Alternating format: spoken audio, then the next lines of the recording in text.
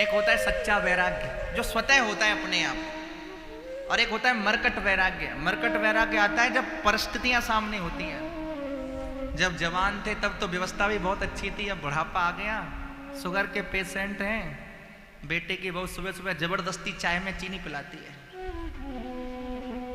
मन में वैराग्य आया, चलो छोड़ो घर द्वार, चलो वृंदावन।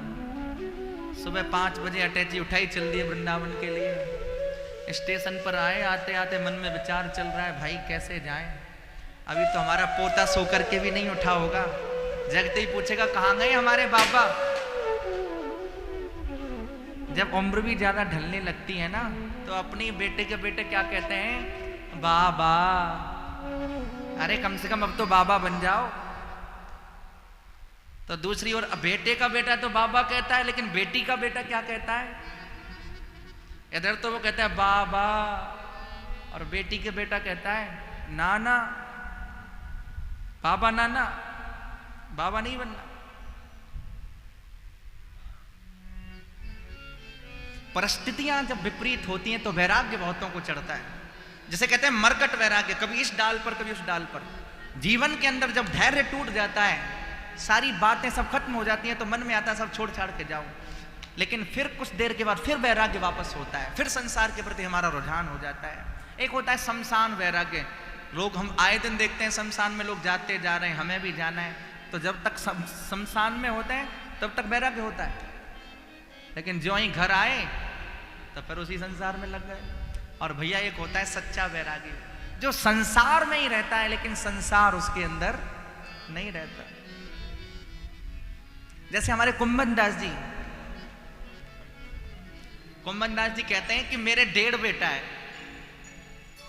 बेटा तो 7 है, पर कहते क्या है, मेरे 1.5 बेटा है। अरे 1.5 में कम से कम 2 तो कहो। बोले नहीं 1.5 है। बोले 5 बेटा तो संसार में आ सकते हैं, और 1.5 में जो आधा बेटा है मेरा कृष्णदास, उसको संयोग का सुख तो ठाकुर जी देते हैं, पर वियोग का सुख उसके पास नहीं है, इसलिए वो 1.5 आधा है, पूरा नहीं है। हाँ मेरा पूरा बेटा है चतुर्भुज दास, जिसके पास संयोग सेवा भी है और वियोग सेवा भी है। उसको वियोग का भी आनंद प्राप्त होता है और संयोग का भी आनंद प्राप्त होता है।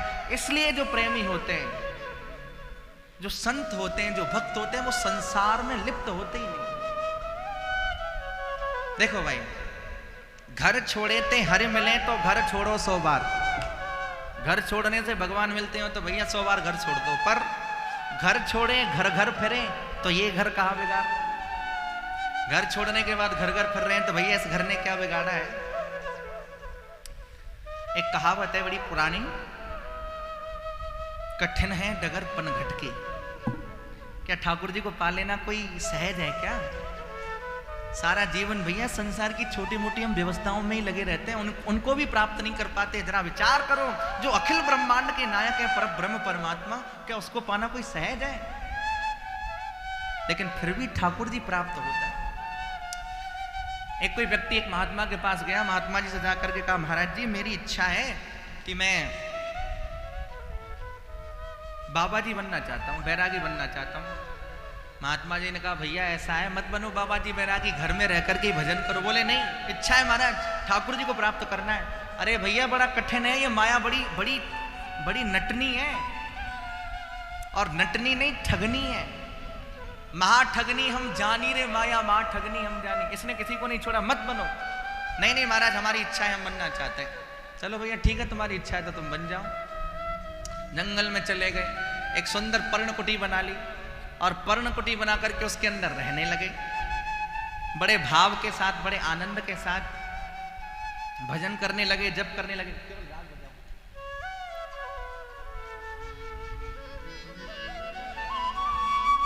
जंगल के अंदर पर्णकुटी के अंदर रहने लगे, उसके अंदर भजन करने लगे, जप करने लगे। एक दिन की बात क्या हुआ, महात्मा जी के पास एक गीता जी का गुटका था।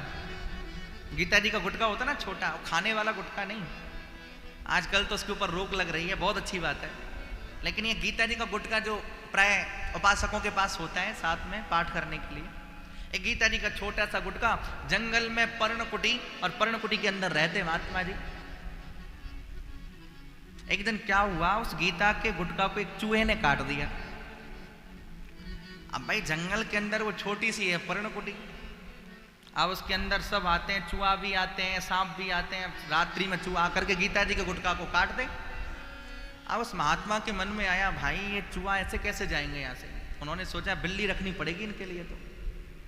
तो महात्मा जी कहीं से एक बिल्ली ले आए, तो चूहा भाग, बिल्ली आई। और जब बिल्ली आ गई तो चूहा सारे चले गए। लेकिन बिल्ली के पीने के लिए तो दूध चाहिए ना, दूध के बिना बिल्ली रह नहीं सकती। उस गांव के किसी अच्छे व्यक्ति ने महात्मा जी के लिए गाय दान में दे दी। बोले महाराज जी आप गाय की सेवा करो, गाय का दूध आप भी पियो, बिल्ली को भी पिलाओ।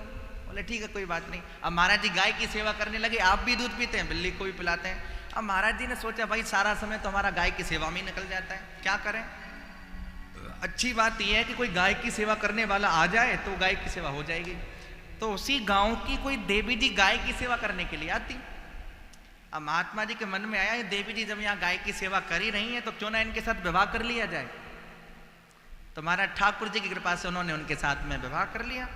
अब कृपा ठाकुर जी की ऐसी हुई कि कम से कम 8-10 बाल गोपाल हो गए। अब जब 8-10 बाल गोपाल हो गए तो कोई इस कंधे पे बैठा है, कोई इस कंधे पे बैठा है, कोई गोद में बैठा है, कोई मूंछों को पकड़ रहा है, कोई ऊपर बैठा है। आज वो पुराने वाले गुरुजी को याद आई कि भाई हमारा जो नया चेला बना है कम से कम उससे मिलकर के तो आए।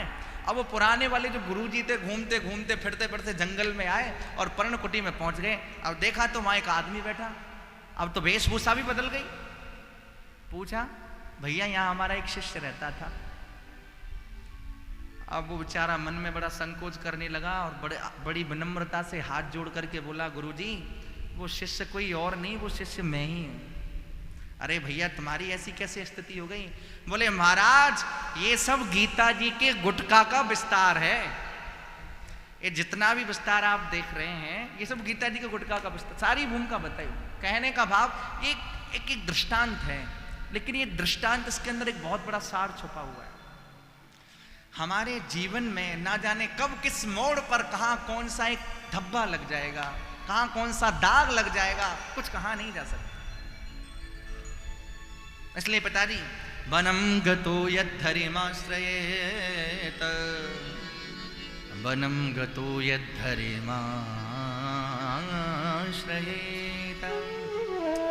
भगवान का ध्यान करना चाहिए, हरि की आराधना करनी चाहिए। इतना का हिरण्यकश्यपु ने गोद में से उतार करके फेंक दिया। और महाराज इस बार प्रहलाद जी ने नवदा भक्ति का वर्णन किया है। श्रवणम कीर्तनम विष्णु स्मरणम पाद सेवनम अर्चनम वंदनम दास्यम सक्षम आत्मनिवेदनम।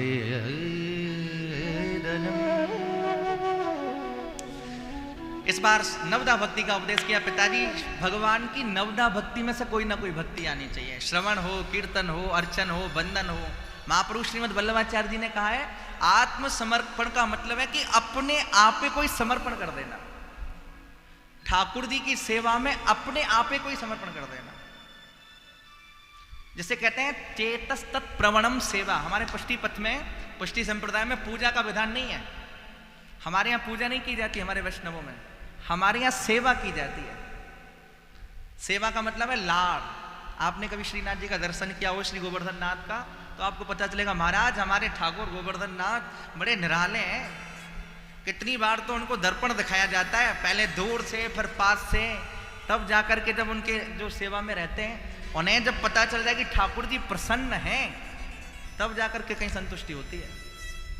तो नवदा भक्ति का वर्णन किया और हिरण्यकश्यपु को बड़ा क्रोध आया। उसने अपने पुत्र को मारने के लिए ना जाने क्या क्या नहीं किया। दिग्गजई दंत सूकश्चई अविचारावपातनई, बड़े बड़े हाथी के नीचे कुचलवाना चाहा, बड़े बड़े सर्पों से डसवाना चाहा, सागर में फेंक दिया। पर भैया जिसकी हमारे ठाकुर जी रक्षा करते हैं उसे कोई नहीं मार सकता।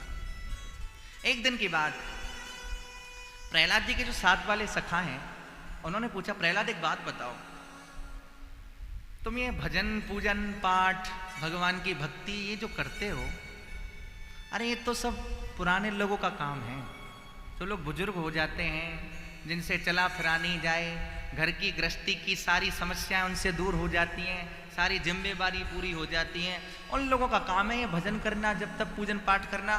तुम इस छोटी सी उम्र में, ये आज के लोगों की भी ऐसी सोच है, आज के युवा लोगों की भी ऐसी सोच है, पूजन पाठ करना, मंदिर में जाना, कीर्तन करना, भजन करना, ये सब बुजुर्ग लोगों का काम है, जवान लोगों का काम नहीं है। पर भैया जब सारे काम हम अपनी जवानी में करते हैं तो फिर बुढ़ापे में भजन क्यों? सोचो, जिसके मुंह में दांत नहीं है वो कृष्ण तो कह ही नहीं सकता।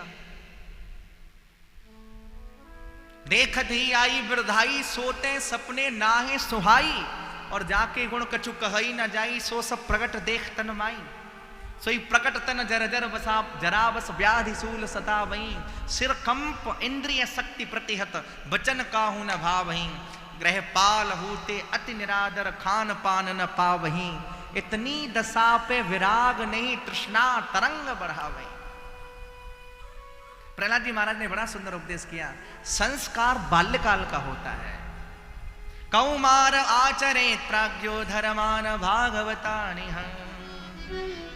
दुर्लभम मानुषम जन्म तदप्य ध्रुवमर्थदम। हमारे मानव जीवन के 100 वर्ष हैं, और 100 वर्ष में से ध्यान से सुनना, कलयुग में कोई 100 वर्ष तक जीता नहीं है, लेकिन कलयुग की आयु है पुंसा वर्ष शतम ह्यायुष तदर्धम चाजितात्मना। 100 वर्ष की आयु है। अब 100 में से क्या होता है भाई, 12 घंटे की रात्रि, 12 घंटे का दिन।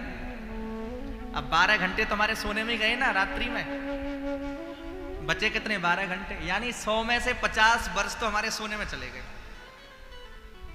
अब हमारे जो स्टार्टिंग के जो समय के दिन हैं, जैसे बाल्यकाल, जब बालक का जन्म होता है तो 10-12 साल तक तो उसे पता ही नहीं होता मैं कहाँ पढ़ा हूँ, क्या हो रहा है। उसके बाद 20 वर्ष के बाद वो विवाह में लग जाता है, फिर अपनी घर गृहस्थी में, और उसके बाद फिर उसे बुढ़ापे की जो सालें हैं उसमें वो भजन नहीं कर सकता। तो भैया सारा जीवन इसी गोरख धंधे में निकल जाता है। प्रहलाद जी कहते हैं भैया, ना दानम न तपो निज्या, ना शौचम न व्रतानि च, प्रीयते मलया भक्त्या, हरिर अन्यद विडम्बनम। ठाकुर जी को प्राप्त करना है तो भैया ना तो वो दान से होंगे, दान करना चाहिए, नहीं ऐसा नहीं कि नहीं करें, अच्छी बात है, सेवा में लगाना चाहिए, लेकिन ठाकुर को प्राप्त करने के लिए दान की आवश्यकता नहीं। ना दानम, ना तपो, ना तप से मिलेंगे, ना यज्ञ से मिलेंगे, ना व्रत से मिलेंगे, तो फिर किससे मिलेंगे? प्रीयते मलया भक्त्या। ठाकुर जी को प्राप्त करना है तो भैया भक्ति करनी पड़ेगी, और ऐसा नहीं भक्ति करनी पड़े, भक्ति हो। जो वस्तु की जाती है वो कभी खत्म हो जाती है, और जो होती है वो स्वतः होती है। इसलिए प्रीयते मलया भक्त्या हरिर अन्यद विडम्बनम। भगवान की भक्ति को छोड़ करके सारे जप तप अनुष्ठान एक विडंबना मात्र है। कराएं अच्छी बात है, लेकिन ठाकुर को प्राप्त करने के लिए तो भक्ति की आवश्यकता है। तो भक्ति कहां से आती है? बोले भैया कीर्तन से। फिर क्या था? श्रीमन नारायण नारायण हरि हरि, हो श्रीमन नारायण नारायण हरे हरे, श्रीमन नारायण नारायण हरे हरे, श्रीमन नारायण नारायण हरे हरे, नारायण नारायण हरे हरे, श्रीमन नारायण नारायण हरे हरे, श्रीमन नारायण नारायण हरे हरे। तेरी महिमा प्रभु है प्यारी प्यारी, तेरी महिमा प्रभु की प्यारी प्यारी, हरे हरे श्रीमन नारायण नारायण हरे हरे, श्रीमन नारायण नारायण हरे हरे, श्रीमन नारायण नारायण हरे हरे, श्रीमन नारायण नारायण हरे हरे। तेरी महिमा प्रभु है प्यारे प्यारे, महिमा प्रभु को प्यारी प्यारी, तेरी महिमा प्रभु है प्यारे प्यारे, तेरी महिमा प्रभु है प्यारी प्यारी, हे हरे हरे श्रीमन नारायण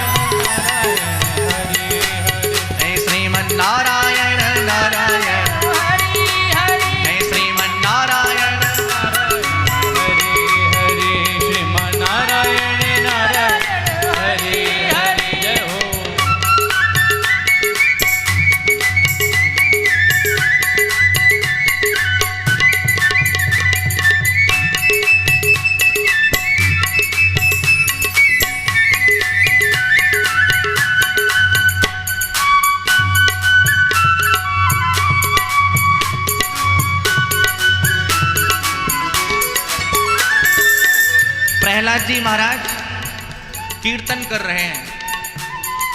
कोई महाराज मृदंग बजा रहा है, कोई ढप बजा रहा है, कोई ढोलक बजा रहा है और प्रहलाद जी वो संकल होकर के नृत्य कर रहे हैं, तरल गति से नृत्य कर रहे हैं। बड़ा सुंदर कीर्तन हो रहा है।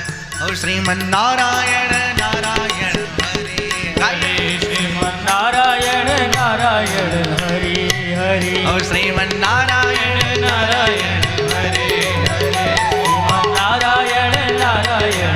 प्रहलाद जी राग अलाप रहे हैं।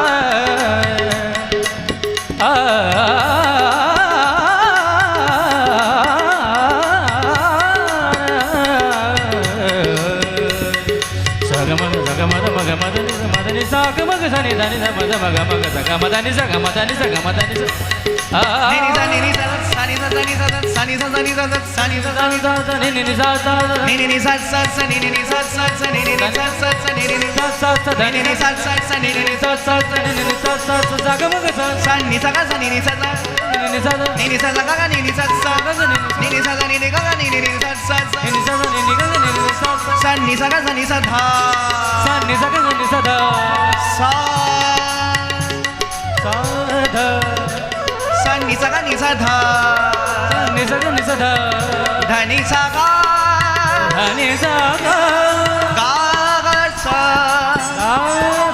सा धा धनी धम धनी धम म गम धम गम गसा मगवसा सन्नि नि सा नि सा ग ग नि सा सा सदा नि सा ग ग नि सा सा ग ग ग म म म ध ध नि नि नि सा ग म म म ध नि नि सा नि सा नि ग ग नि सा नि सा नि सा नि ग ग नि सा नि सा ग नि सा ग नि सा धा म म म गम धम गम गसा म म म ग म ध म ग नारायण नारायण हरे हरे, श्रीमन नारायण नारायण हरे हरे, और श्रीमन नारायण नारायण हरे हरे, और श्रीमन नारायण नारायण हरे हरे। हे तेरी महिमा प्रभु है प्यारे प्यारे, तेरी महिमा प्रभु है प्यारी प्यारी, हरि हरे श्रीमन नारायण। नारायण हरे हरे। बड़ा अद्भुत कीर्तन हो रहा है। प्रहलाद जी महाराज गा रहे हैं और नृत्य भी कर रहे हैं। सारी सखा मंडली झूम रही है। श्रीमन नारायण नारायण हरे हरे, श्रीमन नारायण नारायण हरे हरे। बंसी भी बज रही है, वेणुनाद हो रहा है।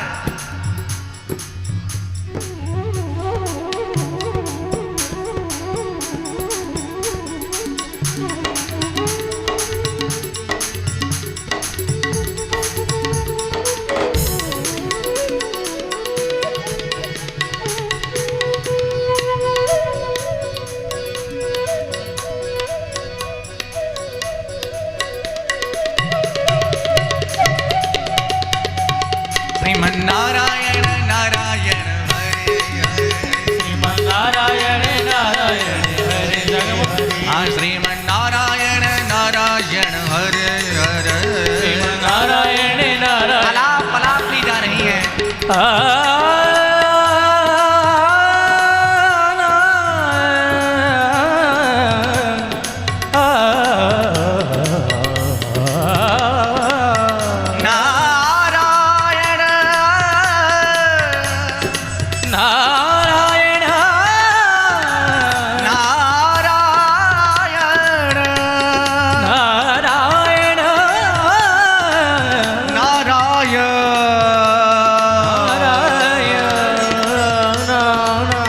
श्रीमन नारायण नारायण हरे हरे,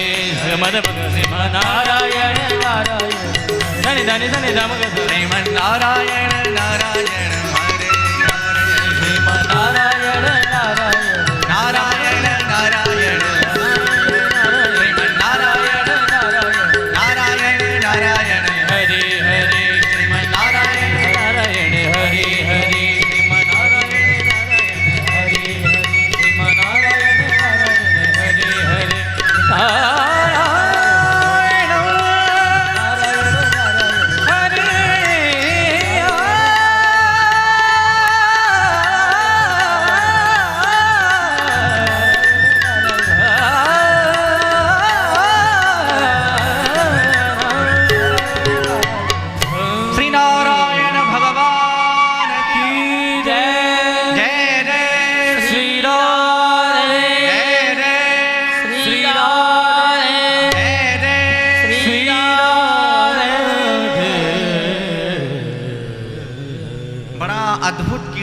महाराज हिरण्यकश्यपु आया, कोपावेश चलत गात्र पुंत्रम हंतुम मनोदधे। हे दुर्वनीत मंदात्मन कुल भेद कराधमा, अरे दुर्वनीत, अरे अदांतात्मा, अरे ओ अधम, बता कहाँ है तेरा भगवान जिसके बल पर हटीले तुझे इतना बड़ा अभिमान?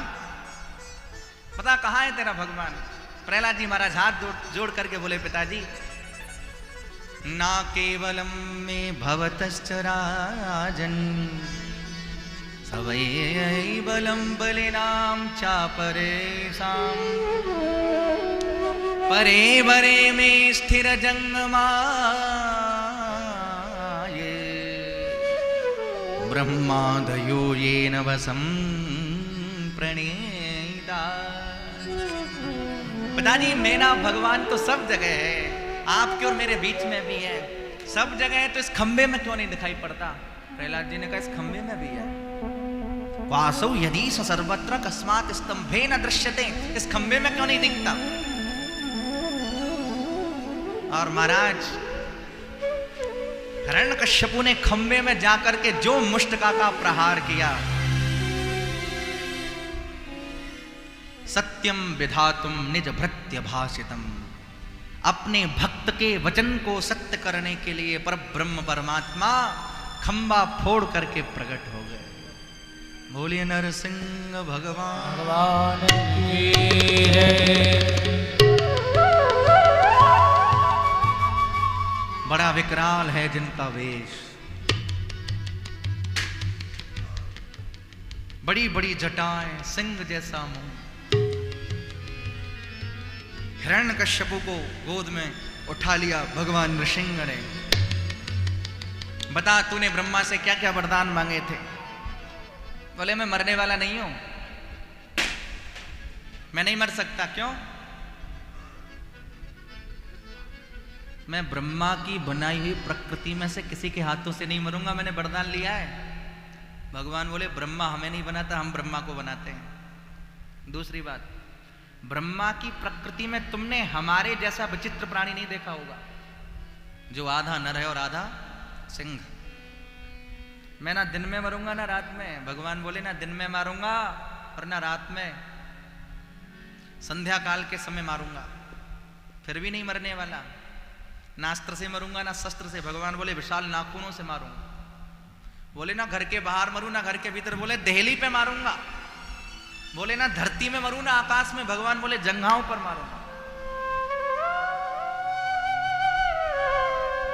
संध्या काल का समय भगवान ने हिरण्यकश्यप को गोद में उठा लिया और अपने विशाल नाखूनों से नखांकुरोत्पाटित हृत्सरोरुहम् हिरण्यकश्यपु के उदर को विदीर्ण कर डाला और उसमें से आंतों को निकाल लिया भगवान ने परीक्षित, और आंतों की माला पहन ली है।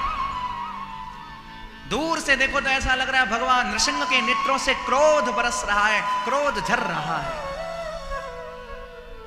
सारे देवता कांप रहे हैं आकाश में। कोई भी भगवान नृसिंह तक नहीं पहुंचना चाहता है। तो भैया जब कोई भी नहीं जाता तब उनका दास उनके पास जाता है। प्रहलाद जी को ब्रह्मा जी ने भेजा और प्रहलाद जी ने जाकर के प्रणाम किया। क्या क्या वर्णन किया है सुखदेव स्वामी ने। भगवान सुखदेव कहते हैं परीक्षित, प्रहलाद को भगवान नृसिंह ने अपनी गोद में उठा लिया है, और जैसे हाल में ब्याई हुई गैया अपने बछड़े को चाटती है, उसी प्रकार भगवान नृसिंह अपने भक्त प्रहलाद को चाट रहे हैं। ये भक्त वात्सल्य आप देखिए, गोद में बिठा रखा है और अपनी जीभ से चाट रहे हैं, सूंघ रहे हैं अपने उस वत्स को, उस प्रहलाद को। और प्रहलाद से कहते प्रहलाद क्षंतव्य संग यदि मैं समय विलंब, यदि मुझे आने में देरी हो गई हो तो प्रहलाद मुझे क्षमा करना। बताइए ऐसा भगवान कोई हो सकता है? प्रहलाद तुम्हें मुझसे डर नहीं लग रहा? बोले बिल्कुल नहीं। शेर से सबको डर लगता है पर शेर के बच्चे को थोड़ी लगता है, और हम तो आपके बच्चे हैं। और प्रहलाद ने जो स्तवन किया है, ब्रह्मा दयः सुरगणा मुनयोत सिद्धा सत्वैकतानमतया वचसां प्रवाहये नाराधितं पुरगुणैरधुनापविप्रो किं तोष्टिमर्हति समे हरिरुग्रजाते। हे प्रभु, मैं आपकी भला क्या स्तुति कर सकता हूँ। आप तो साक्षात पर ब्रह्म परमात्मा है। मैं आज आपसे कुछ मांगना चाहता हूँ। भगवान ने कहा, क्या मांगना चाहते हो? बोले, मेरे पिताजी ने आपका बहुत अपराध किया, आप इनकी गति कर देना, इनको मुक्ति दे देना। भगवान कह रहे हैं, प्रहलाद, तुम ये कैसी बात कर रहे हो भाई? जिस कुल में तेरे जैसे पुत्र उत्पन्न होते हैं, तो भागवत का भाव है, जिस कुल में भक्त उत्पन्न होते हैं, त्रिसप्तभी पिता पूता पितृभी सहते नगा। जिस घर के अंदर भक्त पैदा होते हैं, उस घर की 21 पीढ़ियों का उद्धार होता है। त्रिसप्तभी, 7 या 21। जिस घर में बच्चे जिनके भक्त होते हैं, तेरे जैसा भक्त जिस घर में जन्म लेगा प्रहलाद, उसके घर की 21 पीढ़ियों का उद्धार हो जाएगा। और आज भगवान नृसिंह प्रहलाद को अपने हृदय से लगा करके चले गए और हिरण्यकश्यप का भी उद्धार कर दिया। बोलिए भक्त वत्सल भगवान की जय। जय श्री राम, जय जय श्री राम, जय जय श्री राम।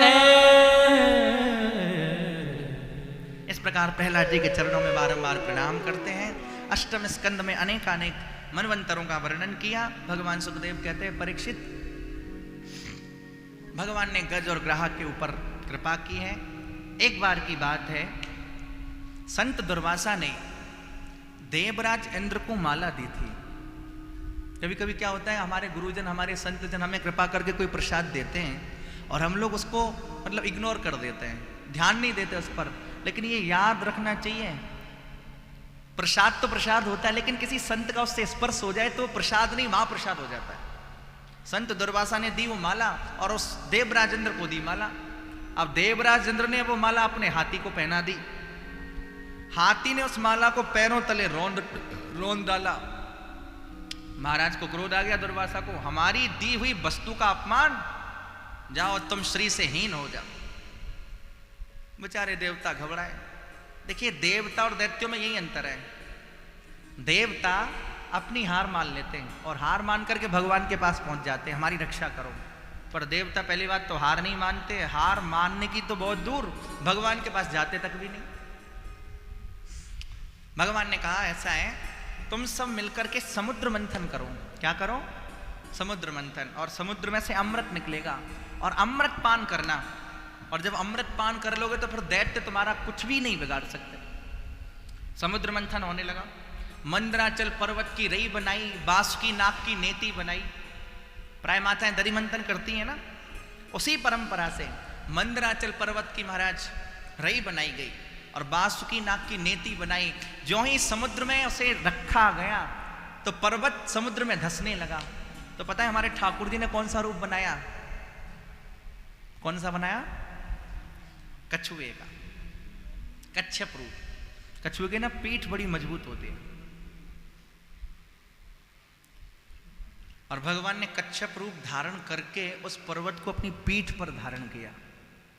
समुद्र मंथन होने लगा और समुद्र मंथन में प्रयास किया जा रहा है। एक तरफ देवताएं और एक तरफ दैत्य हैं।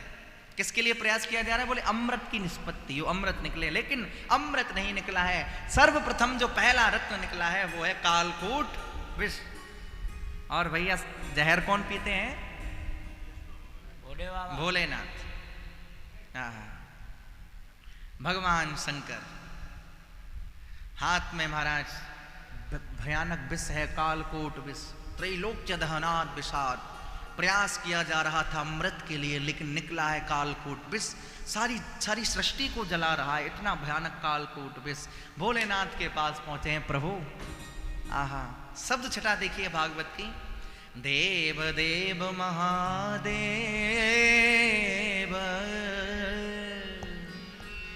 भूतात्मन भूत भावना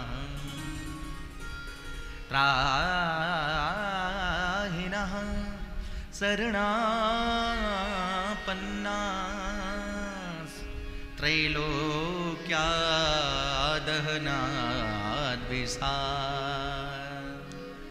हे प्रभु ये भयानक कालकूट विष है, आप इसे स्वीकार करें। भोलेनाथ ने कहा कोई बात नहीं भैया, श्री राम नाम अखिलम मंत्र बीजम मम जीवनम च हृदयम प्रविष्टे हाला हलंबा प्रलया नलंबा मृत्योर्मुखंबा कृष्णाम कतो भयम। ये तो केवल कालकूट विष है, मेरे प्रभु का तो मुझे इतना बड़ा आश्रय है, राम नाम का इतना बड़ा आश्रय है कि मैं ये कालकूट विष क्या, मैं तो प्रलय की अग्नि को भी पी जाऊंगा। और भोलेनाथ ने महाराज रा कह करके मुंह खोला है और मां कह करके बंद कर लिया, लेकिन वो जो कालकूट विष था बाबा के कंठ तक गया, अंदर तो नहीं गया, क्योंकि अंदर हमारे श्री सीताराम जी महाराज विराजे हैं और अंदर अगर वो जाएगा तो उनको तकलीफ होगी, बाहर रहेगा तो संसार को तकलीफ होगी, इसलिए ना बाहर रहा और ना अंदर गया, कंठ में सुशोभित हो गया और बाबा का कंठ हो गया, बोलिए नीलकंठ महादेव की जय। यच्चकारे गले नीलम तच्च साधोर विभूषणम। बाबा के कंठ में जाकर के वो महाराज कंठ नीला हो गया और बाबा की शोभा और हजार गुनी बढ़ गई। नीलकंठ का जब दर्शन करते हैं महाराज क्या कहना, बाबा का कंठ नीला। दूसरी वस्तु, फिर समुद्र मंथन प्रारंभ हुआ, कामधेनु गाय निकली, अप्सराएं निकली, कल्प वृक्ष निकला है, चंद्रमा निकला है और महाराज इन सब के देखते देखते ततश्चाविरभूत साक्षात् श्रीरमा भगवत्परा रंजयन्ती दिशः कान्त्या विद्युत सौदामनी यथा। सारे जगत को चमत्कृत करती हुई, अलंकृत करती हुई, सारे जगत को सजाती हुई, सारे जगत में प्रकाश करती हुई देवी लक्ष्मी का प्रादुर्भाव भी समुद्र से होता है। बोले लक्ष्मी माता की जय। अब संसार में कोई ऐसा है जिसे लक्ष्मी नहीं चाहिए है? उपासना करते हैं नारायण की और मांगते क्या है? सोचना, उपासना किसकी? नारायण की। मांगते हैं लक्ष्मी और लक्ष्मी किसकी है? नारायण की। किसी से किसी की पत्नी मांग करके आप देखिए कैसा लगेगा। लेकिन देखिए हमारे भगवान कितने दयालु हैं। हमारे ब्रज में रसिया गाते हैं, लक्ष्मी पति हूं पे या ब्रज में माखन चोर बता में मोए,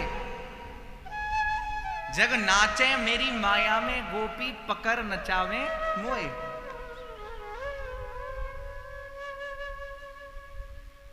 नारी बेच को हलवा खावे, ऐसे करके कुछ पंक्तियां आती हैं कि हम ठाकुर जी की आराधना उपासना भी करते हैं, अगरबत्ती भी जलाते हैं, घंटी भी बजाते हैं और मांगते क्या है? प्रभु लक्ष्मी दे दो।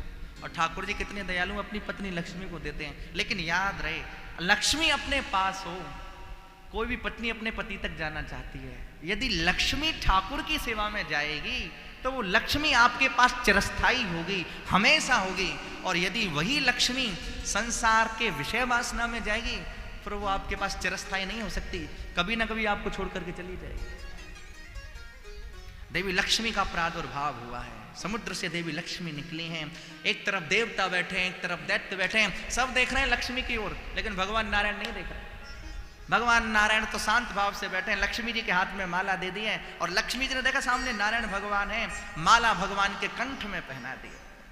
बोले लक्ष्मी नारायण भगवान की जय। 14 रत्न निकले हैं और इन सब के आखिरी में अंत में साक्षात भगवान धन्वंतरी अमृत का कलश लेकर के प्रकटे हैं। प्रेम से कहिए श्री राधे, फिर कहिए श्री राधे, श्री राधे।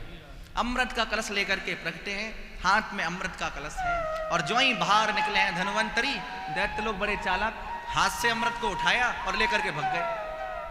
अब बेचारे देवता फिर परेशान, महाराज मेहनत तो हमने भी की है, हमें भी कुछ मिलना चाहिए। ठाकुर जी ने कहा चिंता मत करो, हम बैठे हैं ना, जिसके पीछे ठाकुर जी बैठे हों उसे क्या चिंता है।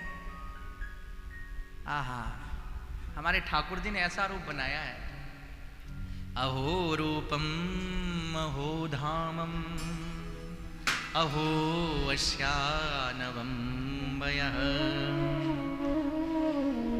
भगवान सुखदेव भी उस रूप का दर्शन करते करते महाराज मानो आनंद में डूब गए हैं। आज हमारे मनमोहन घनश्याम ब्रजेंद्र नंदन वृंदावन बिहारी आज मोहिनी के रूप में प्रकट हो गए हैं। सुखदेव कहते हैं परीक्षित जरा उस छवि को अपनी आंखों से निहारो तो सही, ठाकुर मोहिनी के रूप में कितने सुंदर लग रहे हैं। पाँव में पादेब पहनी है, कमर में कोंदनी पहनी है, कंठ में हार भूषण पहना है, माथे पर टीका सजाया है और घूंघट की ओट में चोट करते हुए हमारे माधव मदन मुरारी हाथ में कमल को घुमाते हुए वो मृगनयनी मोहनी कन्या जिसके हस्तक कमल में नृत्य कर रहा है, खिलता हुआ कमल, जिसके नेत्र कमल से झर रही है उसकी रूप माधुरी, जिसके मुख कमल पर मंडरा रहे हैं दैत्य रूपी भौरे, मनमोहनी की उस मादकता में, मनमोहनी के उस माधुर्य में, मनमोहनी के उस रूप में, मनमोहनी के उस लालित्य में लटक गए हैं सारे दैत्य, अटक गए हैं, सबका चित्त चिपक गया है चित्त चोर में। और जो ही कमल को घुमाती हुई क्रीड़ा करती हुई मोहनी दैत्यों की सभा में पहुंची हैं, सारे दैत्य अमृत को तो भूल गए, मोहनी में लग गए। अरे अरे देखो कौन है ये, कौन आ गया, कौन आ गया, ना जाने किस नंदन वन से आई है, हाथ में कमल घुमाती हुई पहुंच गए उसके पास। कात्वम कंज पला साक्षी कुतोवा किम चिकीर ससी, हे कमल नैनी मृग लोचने, आपका नाम गाम क्या है, आप कौन है, कहां से पधारी है। बोले हम तो जो भी हैं, पर ये बताओ आप लोग कौन हो। भगवान थोड़े उसमें भाई मोहनी बन के आए हैं। बोले हम सब कश्यप ऋषि की संतान हैं देवी जी, आपस में झगड़ा कर रहे हैं, अहम पूर्वम नात्वमिति प्रभु, ये अमृत है हमारे हाथ में और आपस में झगड़ा कर रहे हैं, पहले मैं पीऊंगा, पहले मैं पीऊंगा, पहले मैं पीऊंगा। अब जब आप आ गई हैं तो आप भी अपने हाथ से पिला दीजिए ना। देखो ठाकुर जी से ज्यादा चतुर कौन होगा। ठाकुर जी ने ना पहले तो त्याग दिखाया, त्याग इसे बोलते हैं भागवत में चिरसिया त्याग, थोड़ा देकर के बहुत बचाना, ये बुद्धिमानी का लक्षण है। मैं एक पुंसली स्त्री जो प्रतिदिन नए नए पुरुषों को ढूंढती हूं, ऐसी पुंसली स्त्री पर इतना बड़ा विश्वास जिसके हाथ में तुम दे रहे हो ये अमृत का घड़ा। बोले देवी जी चाहे आप कोई भी हो, अब हम अमृत तो आपके हाथ से पिएंगे, चाहे जो भी है, ठीक है, अच्छी बात है, आप दे दीजिए। भगवान ने देवताओं को इशारा कर दिया, चलो पंक्ति बांध करके बैठ जाओ। सारे देवता वहीं खड़े थे और सब बैठ गए।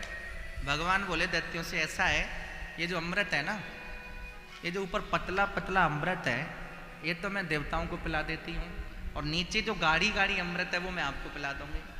अब अमृत भी गाढ़ा और पतला होता है क्या भाई, कोई दही मक्खन की तरह थोड़ी होता होगा। अमृत तो हमने भी नहीं देखा कैसा है, ये तो कथा अमृत इसका पान कर रहे हैं, लेकिन जो अमृत है वो तो जिन्होंने उसका रसास्वादन किया भी बता सकते हैं।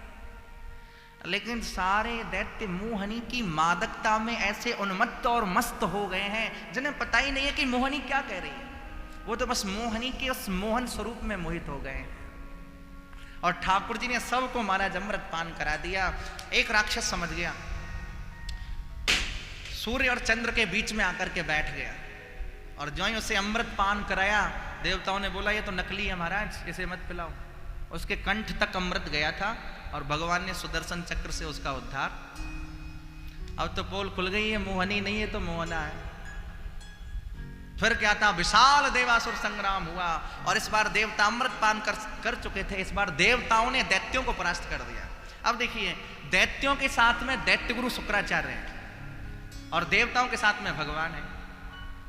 दैत्य गुरु शुक्राचार्य ने अपने दैत्यों के लिए एक रथ दिया था और उनसे कहा इस रथ में बैठ करके तुम जिससे भी युद्ध करोगे विजयी हो गए। उस रथ में बैठ करके दैत्यों ने युद्ध किया देवराज इंद्र से, इस बार फिर दैत्य विजयी हो गए। फिर बेचारे देवता परेशान, अपनी जान बचाते हुए गगनगिर गुफाओं में इधर उधर फिर रहे हैं। अच्छा, देवताओं की जो माता है उनका नाम है अदिति और दैत्यों की जो माता है उनका नाम है दिति। ये दोनों भाई भाई हैं आपस में, एक ही ऋषि की संतान है। अब इधर तो देवता बेचारे बड़े दुखी, देवताओं की जो माता है अदिति, उनको बड़ा कष्ट हो रहा था, महाराज क्या करूं, मेरे पुत्र बेचारे वन वन में ना जाने कहां कहां भटकते अटकते फिर रहे हैं, आप कृपा करिए मेरे बच्चों के लिए कुछ करिए। तो महात्मा कश्यप ने कहा देवी जी आप चिंता मत करो, फाल्गुन श्यामले पक्षे द्वार साहम पयोव्रता, हम तुम्हें एक व्रत बताते हैं जिसका नाम है पयोव्रत, जो 12 दिन का होता है। फाल्गुन मास के शुक्ल पक्ष की पड़वा से लेकर के और द्वादशी तक किया जाता है। और ये व्रत दूध पी करके किया जाता है। जो भी माताएं इस दूध का व्रत का पालन करती हैं उनके घर में किसी न किसी रूप में ठाकुर जी आते हैं। कश्यप मुनि ने ये भाव बताया और देवी जी ने इस व्रत का पालन किया। उसके फलस्वरूप तम बटुम वामनम दृष्ट्वा मोदमाना महर्षया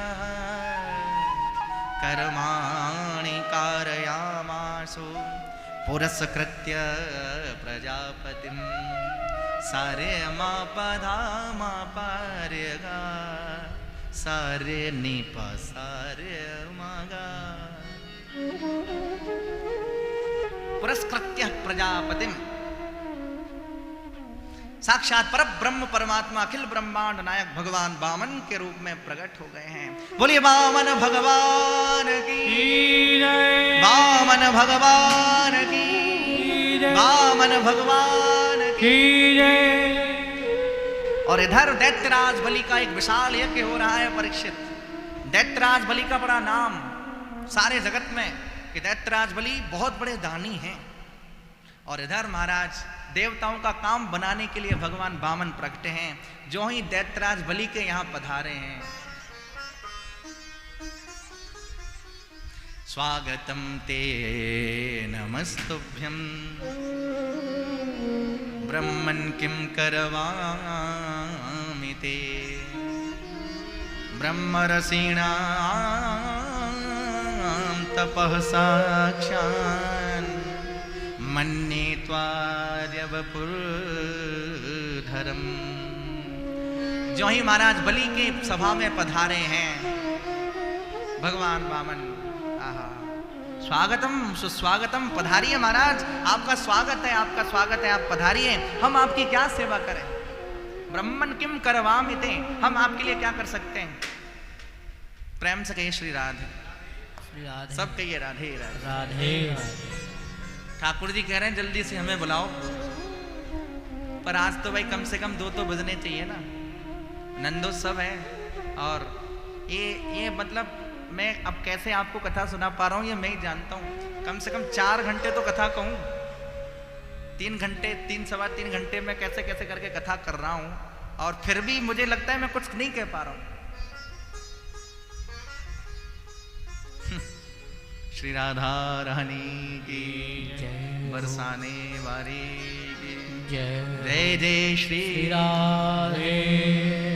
पधारिए महाराज, स्वागत है आपका, पधारिए। हम आपके लिए क्या कर सकते हैं बताइए? यदि आप कहें तो आपके लिए हम गाय दान में दे दें, और यदि आप कहें तो आपके लिए सोने के महल दे दें। आखिर में हम सारे त्रिलोकी के राजा हैं। और यदि आप कहें तो आपके विवाह के लिए कोई कन्या ढूंढ दें, आप जैसी बिल्कुल वामन अंगुल की, जिसके साथ आपका विवाह हो जाए। भगवान वामन बोले नहीं नहीं महाराज, बोली हमें कुछ नहीं चाहिए। और आप जो ऐसी बातें बोल रहे हो ये इसमें तुम्हारे भाग्य की सराहना है, क्योंकि तुम्हारे दादा परदादा भी ऐसी बातें बोलते आए हैं। देखिए सूक्ष्म भाव देखिए, वामन है बिल्कुल, और बात किसकी कर रहे हैं? दादा परदादा की। तुम्हारे दादा परदादा भी बड़े जो है यशस्वी थे, बड़े दानी थे, और तुम भी दान की बात करो, ये बहुत अच्छी बात है। पर हमें ज्यादा कुछ नहीं चाहिए, हम आपसे ज्यादा कुछ नहीं मांगना चाहते। हम तो बस यदि भैया देना चाहते हो तो पदानी त्रीण दैत्येंद्र सम्यतानी पदाम मम, आप हमें 3 पग पृथ्वी दे दीजिए। अरे महाराज तुम बालो बालिस्मति, छोटे हो ना, अभी तुम्हारी बुद्धि भी छोटी है। आखिर में आप त्रिलोकी के राजा के पास खड़े हो, दिल खोल करके मांगो तो सही, जो मांगोगे सो देंगे। अब देखिए वामन भगवान क्या कह रहे हैं, यदृच्छयोपपन्नेन संतुष्टे वर्तते सुखम। ब्राह्मण का सबसे बड़ा धन होता है संतोष। तुम मुझे त्रिलोकी का राजा बना दोगे, कल मेरे मन में आएगा कि मुझे और कुछ दे दो। इसलिए जितने में गुजर हो जाए उतना ही आवश्यक है। पदानी त्रीण, हमें 3 पग दीजिए। यदृच्छयोपपन्नेन संतुष्टे वर्तते सुखम, यदृच्छयोपपन्नेन संतुष्टे वर्तते सुखम। आप हमें बस 3 पग पृथ्वी दीजिए। अच्छा, दूर से देख रहे थे दैत्य गुरु शुक्राचार्य, उन्होंने आकर के कहा राजा बलि, ये ना बामन है ना 53, ऐसते विष्णुरव्ययः, ये साक्षात श्री विष्णु हैं और भूल से भी, मतलब भूल से भी इसे पृथ्वी 3 पग मत दे देना, और अगर दे दिया तो सब कुछ खत्म हो जाएगा। बोलिए कृष्ण कन्हैया लाल की, भक्तवत्सल भगवान के जय जय श्री राधे राधे, जय जय श्री राधे, जय जय श्री राधे।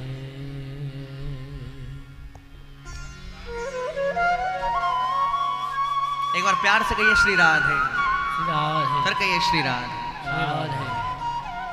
इसे भूल से भी 3 पग पृथ्वी मत दे देना, अगर दे दिया तो सारी संपत्ति खत्म हो जाएगी। बोले महाराज, चाहे विष्णु हो चाहे और कोई हो, दुनिया तो याद करेगी ना इस बात को कि साक्षात भगवान को भी राजा बलि के यहाँ जाकर के भीख मांगनी पड़ी, वो भी याचक बन करके गए वहां। अच्छा, बहुत बड़ा दानी बन रहा है, अरे महाराज दानी क्या, मैंने इनको वचन दे दिया। तो देखो भगवान शुक्राचार्य क्या कर रहे हैं, ऋग्वेद की ऋचा का उदाहरण दे रहे हैं, ध्यान से सुनना। दान का मतलब होता है तद्दानम न प्रशंसन्ति। कभी कभी लोग भावुकता में आकर के सब कुछ देने की बात कर देते हैं और दे भी देते हैं, और पता चले कि कल खुद के हाथ में एक कटोरा आ गया। ऐसे दान की शास्त्रों ने प्रशंसा नहीं की है। दान देने की भी एक प्रक्रिया होती है। इधर से दिया, इस वाले हाथ को भी पता नहीं चले कि आपने क्या दिया क्या नहीं दिया। जिस दान को देने के बाद गा दिया जाए उसका सारा पुण्य खत्म हो जाता है। ऋग्वेद की ऋचा का उदाहरण देते हैं, यदि हमने संपत्ति कमाई है तो हमारी संपत्ति के 5 भाग होने चाहिए, जिसमें धर्माय यशसे रथाय कामाय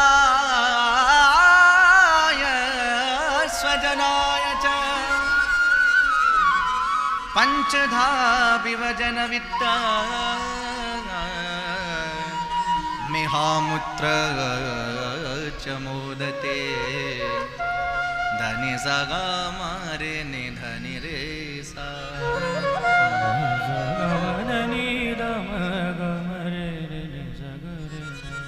संपत्ति कमाई तो उसके 5 भाग हैं। सबसे पहला भाग, ध्यान से सुने, धर्माय। सबसे पहला भाग धर्म के लिए। 100 रुपए कमाए तो भैया 100 में से 20 रुपए पहले धर्म के लिए निकालो। धर्माय, धर्म के लिए। दूसरा भाग यश से, यश के लिए। किसी पाठशाला में दे दिया, किसी औषधालय में दे दिया, जहाँ अच्छा काम हो रहा हो वहां दे दिया। धर्माय यश से। अर्थाय, आपका जो काम है आपने तीसरा भाग उसमें लगा दिया। अर्थाय, ये ऋग्वेद की ऋचा का उदाहरण है। कामाय, चौथा भाग आपने अपने घर गृहस्थी के जो परिवार के काम है। माताएं प्राय कहती हैं, मेरी पड़ोसन खाए दही तो मुंह पे कैसे जाए सही। सामी वारी ने 5000 रुपया की साड़ी पहन रखी है, मुझको 500 की तो लाओ। तो काम आए उनकी पूर्ति के लिए, अपने परिवार की पूर्ति के लिए, परिवारी जनों की पूर्ति के लिए चौथा भाग काम आए।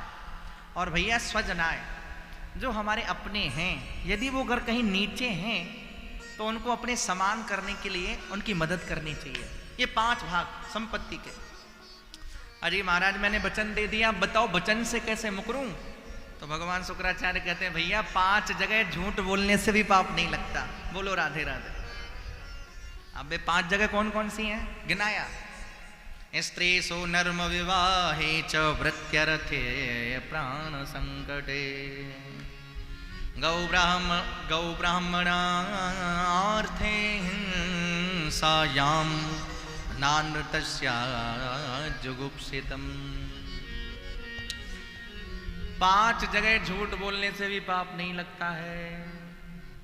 पहली बात बताइए, स्त्रीषु, स्त्रियों की प्रसन्नता के लिए यदि झूठ बोलना पड़े तो वहां झूठ बोलने में कोई पाप नहीं है। तो सही नानृतम, हमारे महाराज जी बैठे हैं आचार्य जी, नानृतम है तो सही, पर शायद जुगुप्सितम उस मात्रा में नहीं है जिस मात्रा में होना चाहिए। स्त्रीसु, स्त्रियों की प्रसन्नता के लिए यदि झूठ बोला जाए, जैसे यदि वो किसी चीज की याचना कर रही हैं और अपनी भाई पॉकेट अलाउ नहीं करी, इतना है नहीं, तो उसको समझा देना विनोद में, भाई आगे तुम्हारे लिए ले आएंगे, फिर चाहे बाद में लाए या नहीं लाए, लेकिन उस समय उनको शांत कर दिया जाए, तो वहां झूठ बोलने से पाप नहीं लगता। स्त्री सो नर्म विवाहे च, अगर आपके माध्यम से किसी का विवाह हो रहा है, किसी के जीवन की, किसी की गृहस्थी चल रही है, तो वहां थोड़ा बहुत अगर आपकी झूठ बोलने से काम चलता हो, थोड़ा बहुत ही, ज्यादा नहीं, थोड़ा बहुत, तो फिर वहां झूठ बोलने से किसी का अच्छा काम हो रहा है तो उसे करना चाहिए।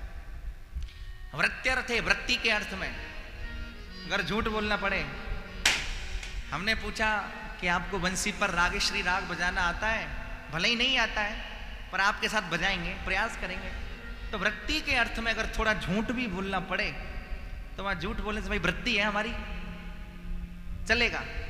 प्राण संकटे, प्राण संकट में हो और भैया झूठ बोलना पड़े तो भैया झूठ बोलने में कोई पाप नहीं है, बोल देना चाहिए, प्राण तो बचेंगे। और गौ ब्राह्मणार्थ हिंसायाम, गौ ब्राह्मणार्थे हिंसायाम नानृतस्या जुगुप्सितम, गाय और ब्राह्मण की रक्षा के लिए यदि झूठ बोलना पड़े तो भैया वहां भी झूठ बोलने में कोई पाप नहीं लगता है। इसलिए राजा बलि, तेरे प्राण चले जाएंगे, तेरी सारी संपत्ति नष्ट हो जाएगी, इसलिए तो इसे दान मत दे देना। बोले महाराज चाहे जो हो, अब तो मैं दान दे करके ही मानूंगा। और फिर क्या था महाराज, हाथ में संकल्प लेकर के जो ही दान किया है। आहा, बामन ते भय लंबे नाथा, बामन ते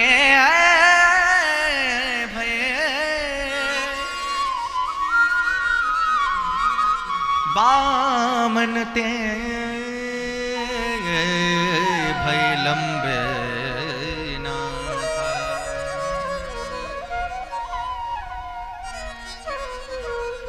भगवान बामन थे, जो ही 3 पग भूमि का संकल्प दिया, विराट हो गए। बोलिए विराट भगवान की जय, बामन भगवान की जय, भक्त वत्सल भगवान की।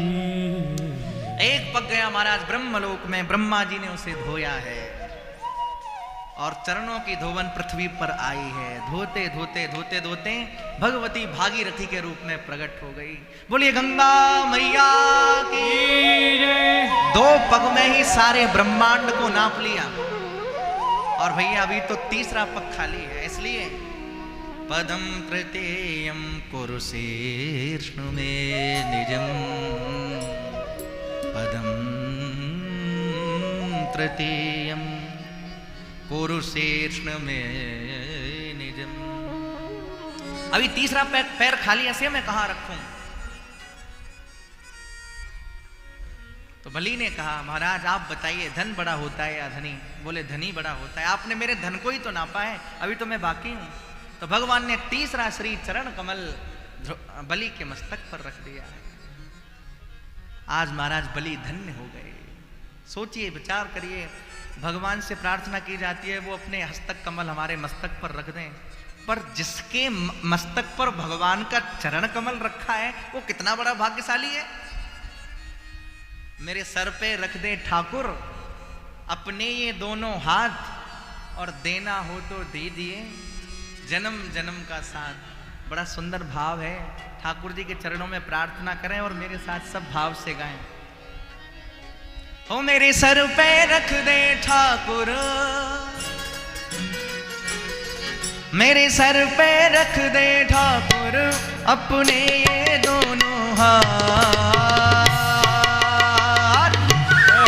देना हो तो, देना हो तो जय हो, है देना हो तो दे दिए जन्म जन्म का साथ।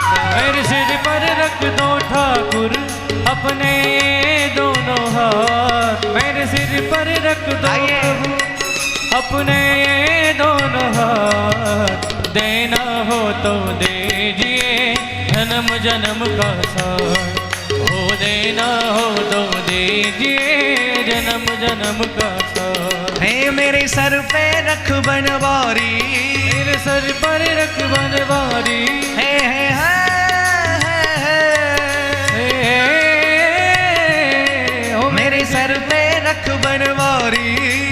सर पर रख बनवारी, अपने ये दोनों हाथ देना हो तो दीजिए जन्म जन्म का साथ, देना हो तो दीजिए जन्म जन्म का साथ। जय हो।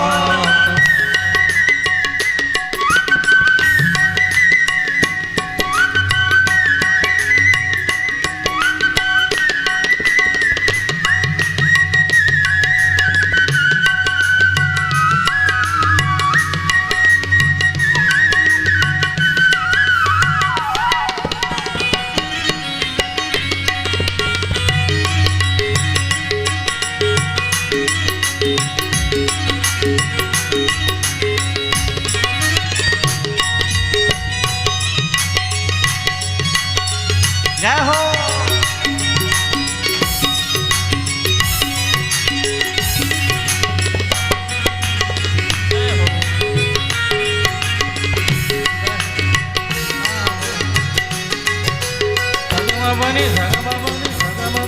पड़े हुए हैं गम की धूप में प्यार की छैया दे दे तो, पड़े हुए हैं गम की धूप में प्यार की छैया दे दे तू। पड़े हुए हैं, पड़े हुए हैं, पड़े हुए हैं गम की धूप में प्यार की छैया दे दे तू। पड़े हुए हैं गम की धूप में प्यार की छैया दे दे तू।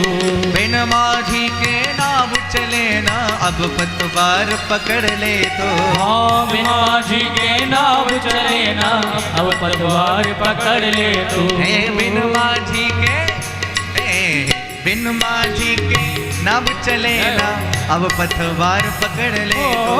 बिन माझी के नाव चले ना अब पतवार पकड़ ले तू। ओ मेरा रास्ता रोशन कर दे, मेरा रास्ता, मेरा रास्ता रोशन कर दे, ओ मेरा रास्ता रोशन कर दे। छाई अंधियारी रात, ऐ देना हो तो, जय हो, ऐ देना हो तो, देना हो तो दीजिए जन्म जन्म का दोनों हाथ उठा के, हो देना हो तो दीजिए जन्म जन्म का साथ। जय हो। देना हो तो दीजिए जन्म जन्म का साथ।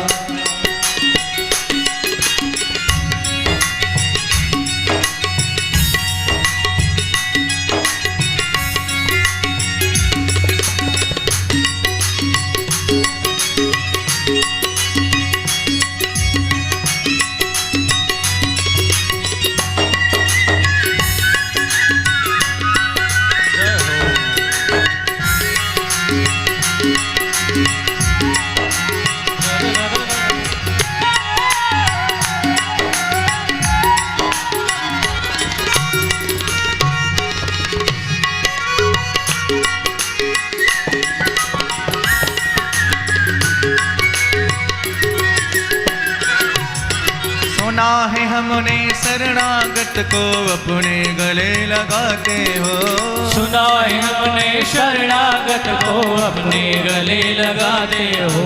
सुना है हमने शरणागत को अपने गले लगाते हो। हाँ सुना है हमने शरणागत को अपने गले लगाते हो। ऐसा मैंने क्या मांगा जो देने में शर्माते हो, ऐसा मैंने क्या मांगा जो देने में शर्माते हो। ऐसा मैंने क्या मांगा जो देने में शर्माते हो। ऐसा हमने क्या मांगा जो देने से शर्माते हो। हम साथ रहे जन्मों तक, हम साथ रहे जन्मों तक, हम साथ रहे जन्मों तक, ओ हम साथ रहे जन्मों तक, होती रहे मुलाकात। जय हो। ऐ देना हो तो, जय हो। ऐ देना हो तो, देना हो तो, देना हो तो समर्पण भाव से जन्म जन्म तालियों का के साथ। देना हो तो दीजिए जन्म जन्म का जय हो। साथ।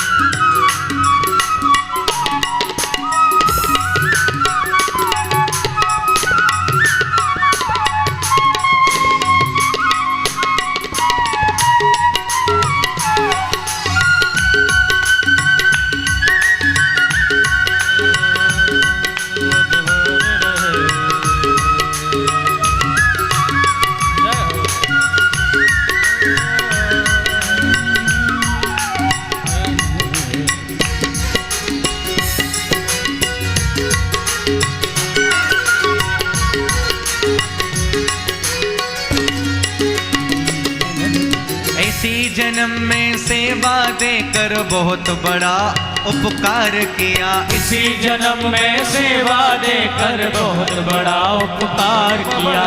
इसी जन्म में सेवा देकर बहुत बड़ा उपकार किया। इसी जन्म में सेवा देकर बहुत बड़ा उपकार किया। तू ही सर्वेश्वर है कान्हा मैंने ये पहचान लिया। तू ही सर्वेश्वर है कान्हा मैंने ये पहचान लिया। तू ही सर्वेश्वर है कान्हा मैंने ये पहचान लिया। तू ही सर्वेश्वर है कान्हा मैंने ये पहचान लिया। चाहे सुख में रख या दुख में, ओ चाहे सुख में रख या दुख में, चाहे सुख में रख या दुख में, चाहे सुख में रख या दुख में, होती रहे मुलाकात। उठाइए हाथों को। है देना हो दो, देना हो दो, देना हो दो, देना हो दो दीजिए जन्म जन्म का प्रेम से। हाँ देना हो तो दीजिए जन्म जन्म का साथ। जय हो श्री राधे।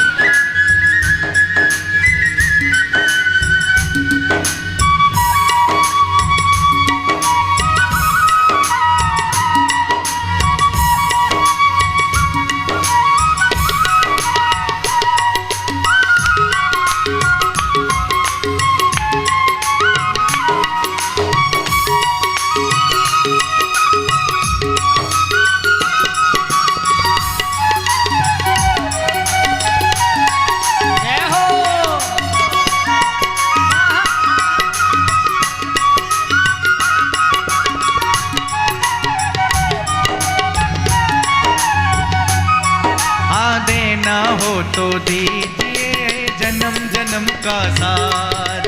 देना हो तो दीजिए जन्म जन्म का साथ। ओ मेरे सर पे रख बनवारी, ओ मेरे सर पर रख बनवारी, अपने दोनों हाथ। ऐ देना हो तो, देना हो तो, देना हो तो दीजिए जन्म जन्म सगम भगम कसन देना हो तो दीजिए जन्म जन्म का साथ। हाँ जन्म जन्म का साथ। हाँ जन्म जन्म का साथ। जन्म जन्म का साथ। हो जन्म जन्म का साथ। जन्म जन्म का साथ। जन्म जन्म का साथ।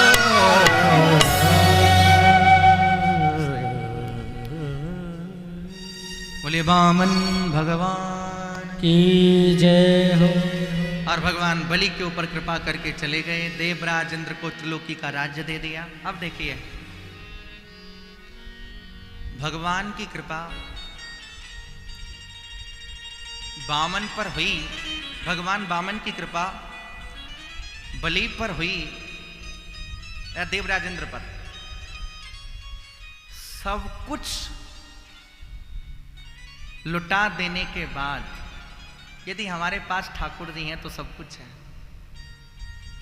और सब कुछ होने के बाद ठाकुर जी नहीं है तो कुछ भी नहीं। राजा बलि को जो प्राप्त हुआ वो देवराज इंद्र को बिल्कुल प्राप्त नहीं हुआ। बताइए ठाकुर जी का महाराज पद कमल राजा बलि के मस्तक पर है। जिनके हस्तक कमल को प्राप्त करने के लिए तपस्या करते हैं बड़े बड़े योगी जन, ध्यानी जन, ज्ञानी जन, मुनि जन, अमलात्मा विमलात्मा संत, और आज उनका चरण कमल बलि के मस्तक पर। बोलिए भक्त वत्सल भगवान की जय। करुणा वत्सल भगवान की जय। जय जय श्री राधे। जय जय श्री राधे। जय जय श्री राधे। महात्मा सुखदेव अष्टम स्कंद में मत्स्यावतार की कथा कहते हैं, और नवम स्कंद में सूर्य वंश के बड़े बड़े राजा महाराजाओं का वर्णन है। सूर्य वंश में बड़े बड़े राजा महाराजा हुए, और सूर्य वंश की वंश परंपरा में आगे चल के महाराज खटवांग हुए, खटवांग के दीर्घबाहु हुए, दीर्घबाहु के रघु हुए, रघु के अज हुए, अज के दशरथ हुए, और दशरथ के यहां कौन हुए? राम।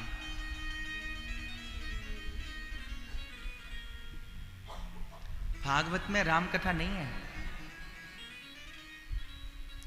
भागवत जी के अंदर पहले तो सुखदेव जी ने एक ही श्लोक में सारी राम कथा सुना दी है। गुरवरथे त्यक्त राज्यो व्यचर धनुबनम पद्म पदभ्याम प्रियाया पाणिस्पर साक्षमाभ्याम रजित पथरुजो यो हरीन्द्रानुजाभ्याम वैरूप्याछुरपण क्षाप्रिय विरहरुषा आरोपित भ्रू विजृंभ त्रस्ताब्दिरबद्ध सेतु खलदव दहन कौशलेन्द्रोवतान्नः। पहले तो एक ही श्लोक में सारी राम कथा सुना दी है। परीक्षित ने कहा महाराज कुछ तो विस्तार करो, कुछ तो राम कथा के बारे में सुनाओ। अच्छा, राम कथा क्यों सुनाई जाती है इसके बारे में आप सुनाए। देखो, वही राम है और वही कृष्ण है। राम भी वही है और कृष्ण भी वही है। हमारे यहाँ गहवर वन में ना एक संत रहते थे, आप हमारे ब्रज में भी देखेंगे। ब्रज में सारी ब्रज भूमि भगवान कृष्ण की भूमि है, पर हमारे ब्रज के गांवों में जब पंचायत बैठी रहती है ना, तो वहां जय श्री कृष्ण वाले लोग कम है, राम राम बारे जाता है। राम राम साहब, गांवन में राम राम ही हो हमारे ब्रज के में। हमारे ब्रज के गांव की परंपरा है, वहां जय श्री कृष्ण कम, जय श्री कृष्ण होती है, राधे राधे भी होती है, पर ब्रज के जो प्राचीन गांव है वहां परंपरा राम राम की है।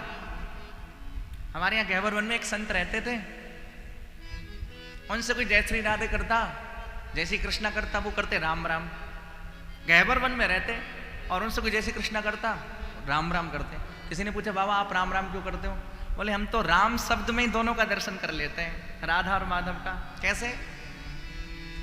रामे राधा बसत है मामन मोहन जान, राम कहे दोनों मिले, श्री राधा माधव आन,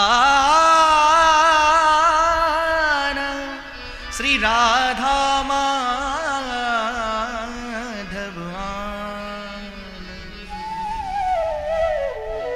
राम में तो हमारी श्री राधा रानी प्रकट हो जाती है और माँ में हमारे मधुसूदन घनश्याम प्रकट हो जाते हैं। अब भैया तो सबको अपना अपना चस्का है, किसी को हमारे मर्यादा पुरुषोत्तम श्री राम जी अच्छे लगते हैं और किसी को हमारे छैल छबीले रसिक रसीले कन्हैया जी अच्छे लगते हैं। किसी ने कहा देखो हमारे कृष्ण जी कितने सुंदर थे, हमारे भगवान कृष्ण कितने सुंदर थे महाराज, जो भी कोई देखता था ब्रज की गोपी सब पागल हो जाती थी। ब्रज की सब गोपी भगवान कृष्ण को देख करके पागल हो जाती।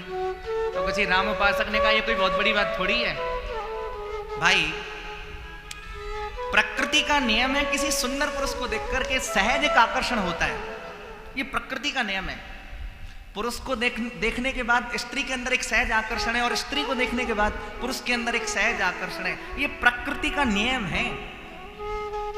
लेकिन स्त्री को देख करके कोई स्त्री मोहित नहीं हो सकती और पुरुष को देख करके कोई दूसरा पुरुष मोहित नहीं हो सकता। भगवान कृष्ण को देख करके ब्रज की गोपियां मोहित हो जाती, कौन बड़ी बात है भैया? बात तो बड़ी वो है जब भगवान श्री राम दंडकारण्य में विहार कर रहे थे, तो दंडकारण्य के जो लंबी दाढ़ी वाले बाबा थे, महात्मा थे, जब उन्होंने भगवान श्री राम के रूप लालित्य को देखा तो मोहित हो गए भगवान श्री राम के ऊपर। तो भगवान श्री राम ने कहा द्वापरांते करिष्यामि भविष्यते मनोरथ, यहां तो मेरा एक पत्नी व्रत का नियम है, लेकिन आगे आने वाले कृष्ण अवतार में तुम सब ब्रज की गोपियां बनोगे और मैं भगवान कृष्ण का स्वरूप धारण करके तुम्हारे मनोरथों की पूर्ति करूंगा। देखो भैया हमारे राम जी और कृष्ण जी, हमारे कृष्ण कन्हैया तो स्वर संधान करते हैं, बंसी पर स्वर का संधान, और हमारे राम जी जब हमारे ठाकुर जी की बंसी बजती है ना, हाँ, जल की ना घट भरे मग की ना पग धरे, घर की ना कछु करे बैठी भरे सासरी, एक सुन लोट गई एक लोट पोट भई, एक के द्रगन ते निकस आए आसुरी। कह ब्रज बने तान बेध भई कुल्हाए बात कीजिए हासुरी। कीजिए उपाय बास दीजिए कटाए, नाहे उपजिंगे बास और ना बाजे फिर बांसुरी। बांस ही ना रंगे तो बंसी कहां से बजेगी? बंसी बजा करके सबको मोहित कर लेते हैं। और हमारे राम जी बंसी नहीं बजाते, वो तो महाराज बिन फन बाण राम तेहि मारा, सत जो जनगा सागर पारा। वो स्वर संधान नहीं करते, हमारे राम जी सर संधान करते हैं। तरकस से बाण निकाला बिना फण का, और मारीच में मारा महाराज, सत जो जनगा सागर पारा। 100 योजन का समुद्र उसको पार कर जाते हैं राक्षस। तो राम जी सर संधान करते हैं। अब सबकी अपनी अपनी विशालता है, सबकी अपनी अपनी भावुकता है। एक प्रसंग आता है कि हमारे जो नंददास सखा है ना, पुष्टि के अष्ट सखाओं में एक सखा है नंददास। पहले ये राम उपासक थे नंददास जी, ये गोस्वामी तुलसीदास जी के चचेरे भाई हैं। पहले राम उपासक थे, पर एक बार संतों की मंडली के साथ ब्रज में आए तो ब्रज में ही रह गए। और राम उपासक थे, हमारे रसिक रसीले ने इनके चित्त को चुरा लिया। अब राम उपासक से कृष्ण उपासक हो गए। तुलसीदास जी ने एक पत्र लिखवाया ब्रज के लिए, और उसमें लिखा था, नंददास जी आपने ऐसा क्यों किया? घर को परनो परिहरो कहो कौन उपदेश, और तुलसी यासो जानिए नहीं धर्म को लेस। शास्त्र इस बात की आज्ञा नहीं देता, आपने अपने इष्ट को बदल दिया। तो नंददास जी ने कहा, महाराज हम चाकर रघुनाथ के जन्म जन्म के दास, पर रूप माधुरी मन हरियो डार प्रेम की पास। हम तो श्री रघुनाथ जी के चाकर हैं, एक जन्म के नहीं जन्म जन्म के हैं, पर क्या करें, इस सांवरे सलोले ने हमारे चित्त को चुरा लिया। और जब गोस्वामी बाबा ब्रज में आए तो नंददास जी हाथ पकड़ करके ले गए गोवर्धन पर्वत के ऊपर, और श्रीनाथ जी का दर्शन कराया। पूछा, कहा कमी रघुनाथ की छोड़ी कुल की कान, मन अनुरागी है गयो सुन मुरली की तान।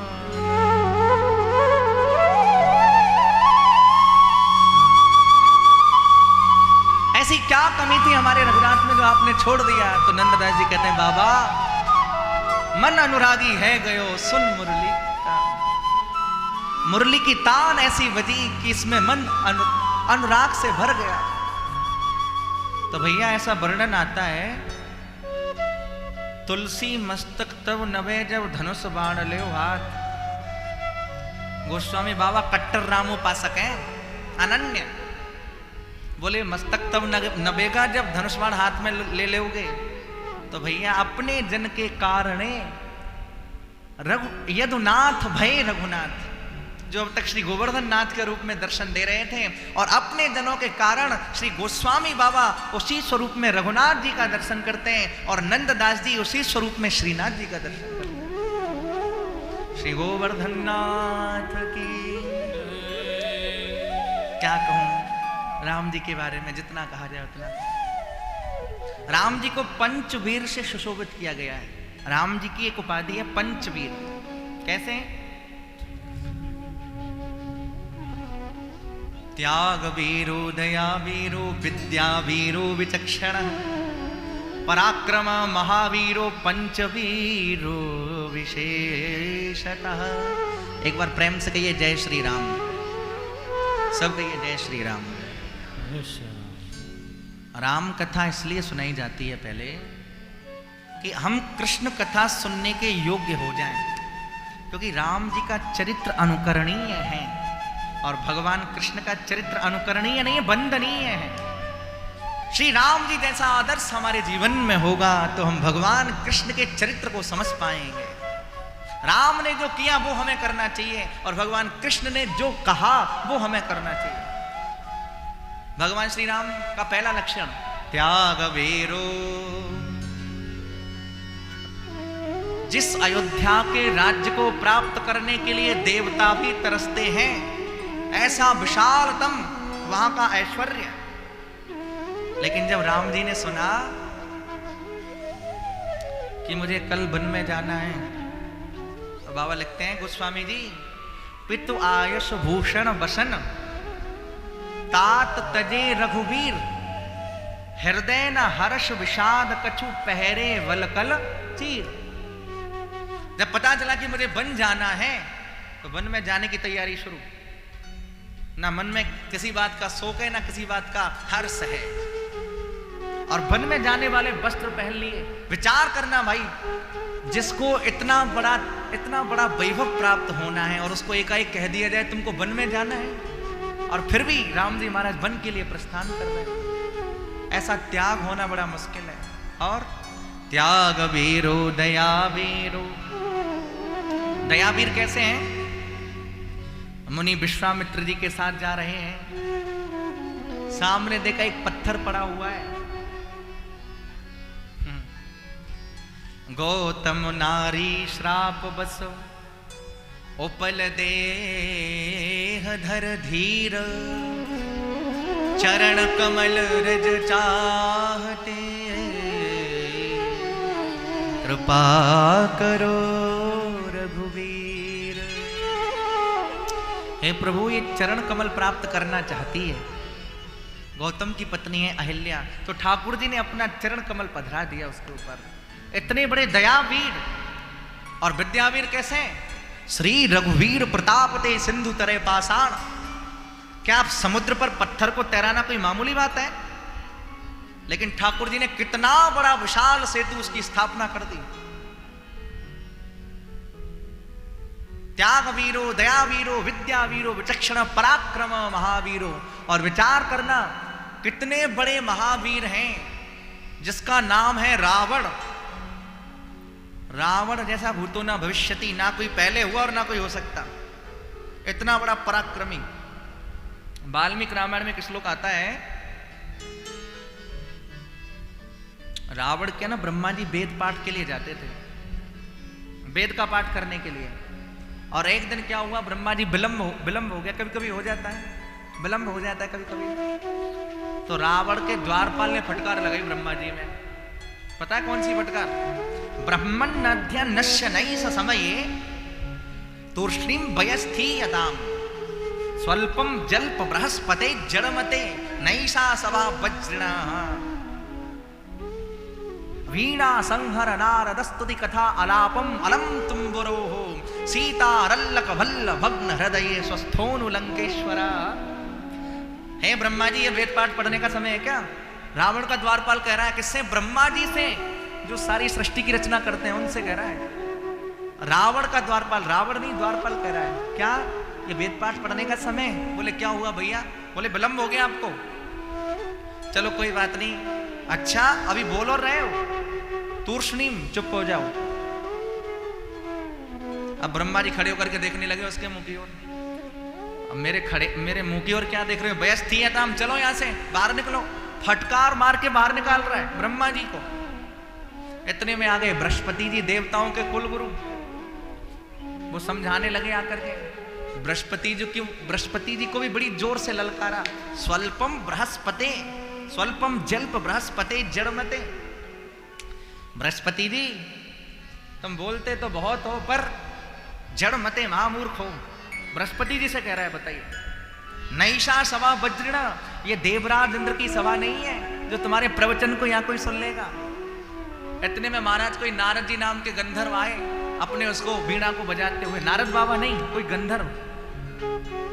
वीणा संहर नारद स्तुति कथा अलापम मलम तुम्बुरु। उनका वीणा बंद करा दिया। एक तुम्बुरु नाम का गंधर्व आया, उसकी अलापचारी बंद करा दी। अब सबने महाराज सबने इकट्ठा अपने आपे को किया और उसके बाद फिर पूछा, आप एक बात बताइए महाराज, आज आप इतने नाराज क्यों हो रहे हैं? द्वारपाल से। द्वारपाल ने कहा, आज तुम्हें पता नहीं है? सीता रल्लक भल्ल भग्न हृदय स्वस्थोनु लंकेश्वरा। आज हमारे महाराज रावण सीता का हरण करके लाए हैं और जटायु के साथ युद्ध करने में क्षत विक्षत हो गए हैं। इसलिए आज हमारे रावण का, महाराज का स्वास्थ्य ठीक नहीं है। स्वस्थोनु लंकेश्वर, आज लंका के पति स्वस्थ नहीं है, इसलिए आज तुम सबकी छुट्टी। सोचो, जिसका इतना बड़ा वैभव हो और उसको हमारे श्री ठाकुर जी पराक्रम महावीरो, जब पता चला कि नाभि कुंड पीयूष बस जाके, तो एक ही बाण मारा और उस रावण का उद्धार कर डाला। बोलिए भक्त वत्सल भगवान, पराक्रम महावीरो। और धर्मवीर कैसे हैं? धर्मवीरो विशेषतः, जिसके साथ युद्ध हो रहा है उसी का भाई जब विभीषण समुद्र के तट पर आया है तो श्रवण सुजस सुनि आया हो प्रभु भंजन भवभीर, त्राहि त्राहि आरति हरण शरण सुखद रघुवीर। विभीषण का राज तिलक कर रहे हैं। बताइए, ऐसा कोई हो सकता है? ऐसे हमारे श्री राम जी महाराज, हमारे भारतवर्ष के महान एक संत जिन्हें सारा जगत जानता है, परम पूज्य श्री मामा जी महाराज, बक्सर वाले मामा जी, बड़ा सुंदर एक भजन गाते थे श्री राम जी के लिए। थोड़ी भोजपुरी भाषा में मुझे बहुत प्रिय है। जब ठाकुर जी का ब्याह हुआ ना राम जी का, अभी भी वहाँ राम विवाह महोत्सव मनाया जाता है, प्रति वर्ष बड़ी विशालता से होता है पूज्य मामा जी महाराज के यहाँ।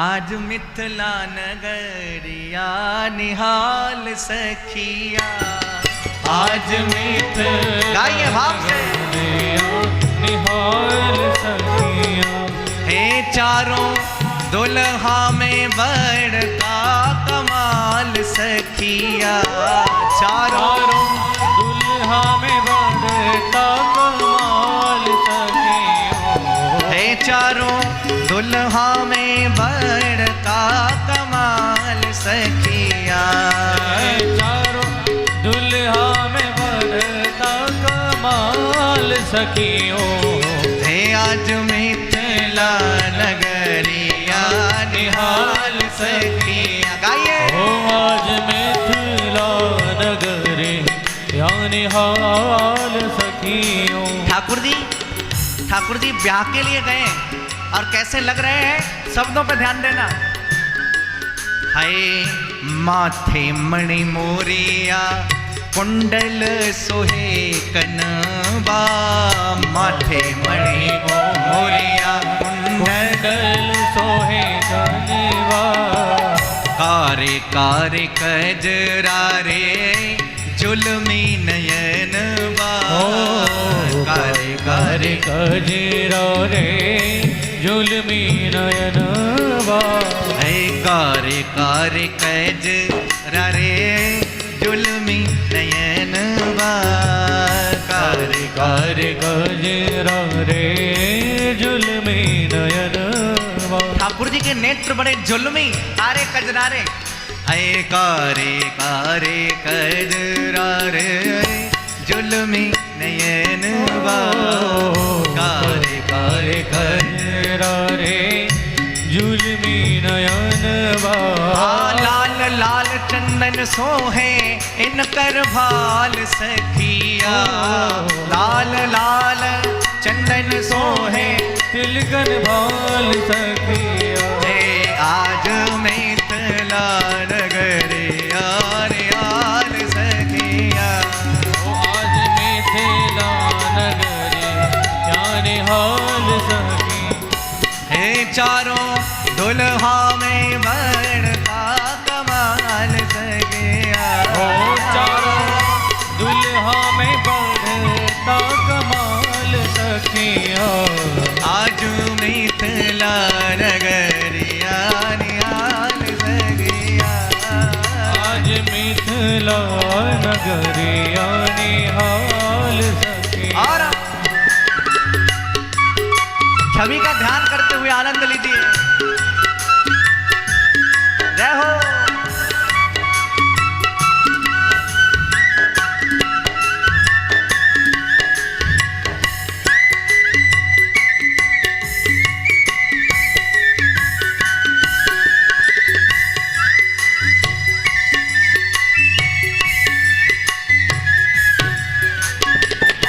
गगन मगन आज मगन धरतिया, गगन मगन आज मगन है रसिया। गगन कहते हैं आकाश को। ठाकुर जी ब्याहने के लिए जा रहे हैं, आज आकाश भी मगन है और धरतिया धरती। गगन मगन आज मगन धरतिया, गगन मगन आज मगन है रसिया। देख देख दूल्हा जी के सावरे सुरतिया, देख देख दूल्हा जी के सावरी सुरतिया। देख देख दूल्हा जी के सावरी सुरतिया, देख दूल्हा दिखे सावरे सुरतिया। हाँ जुग जुग जोड़ी बेमिसाल सखिया, जुग जुग जोड़ी बेमिसाल सखिया। आज मिथिला नगरिया निहाल जय हो, आज मिथिला नगरी यानी हाल सखिया। गाइए चारों दुल्हा में बड़ का कमाल सखिया,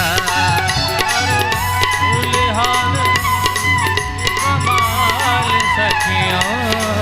आज मिथिला नगरिया निहाल सखिया।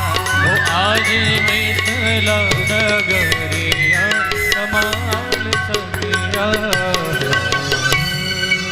बोले राजा रामचंद्र भगवान की जय, भक्त वत्सल भगवान की। जय। तो ऐसे पंचवीर भगवान श्री राम के चरणों में बारंबार प्रणाम करते हुए और उनसे प्रार्थना करते हुए, हे प्रभु आपकी कथा हम आगे सुनने जा रहे हैं।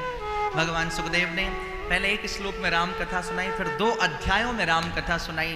एक क्रम मात्र लिया है कि भगवान श्री राम ने इस भूतल पर ऐसी ऐसी सुंदर सुंदर लीलाएं की हैं। आइए अब हम लोग कृष्ण जन्म की ओर प्रस्थान करें।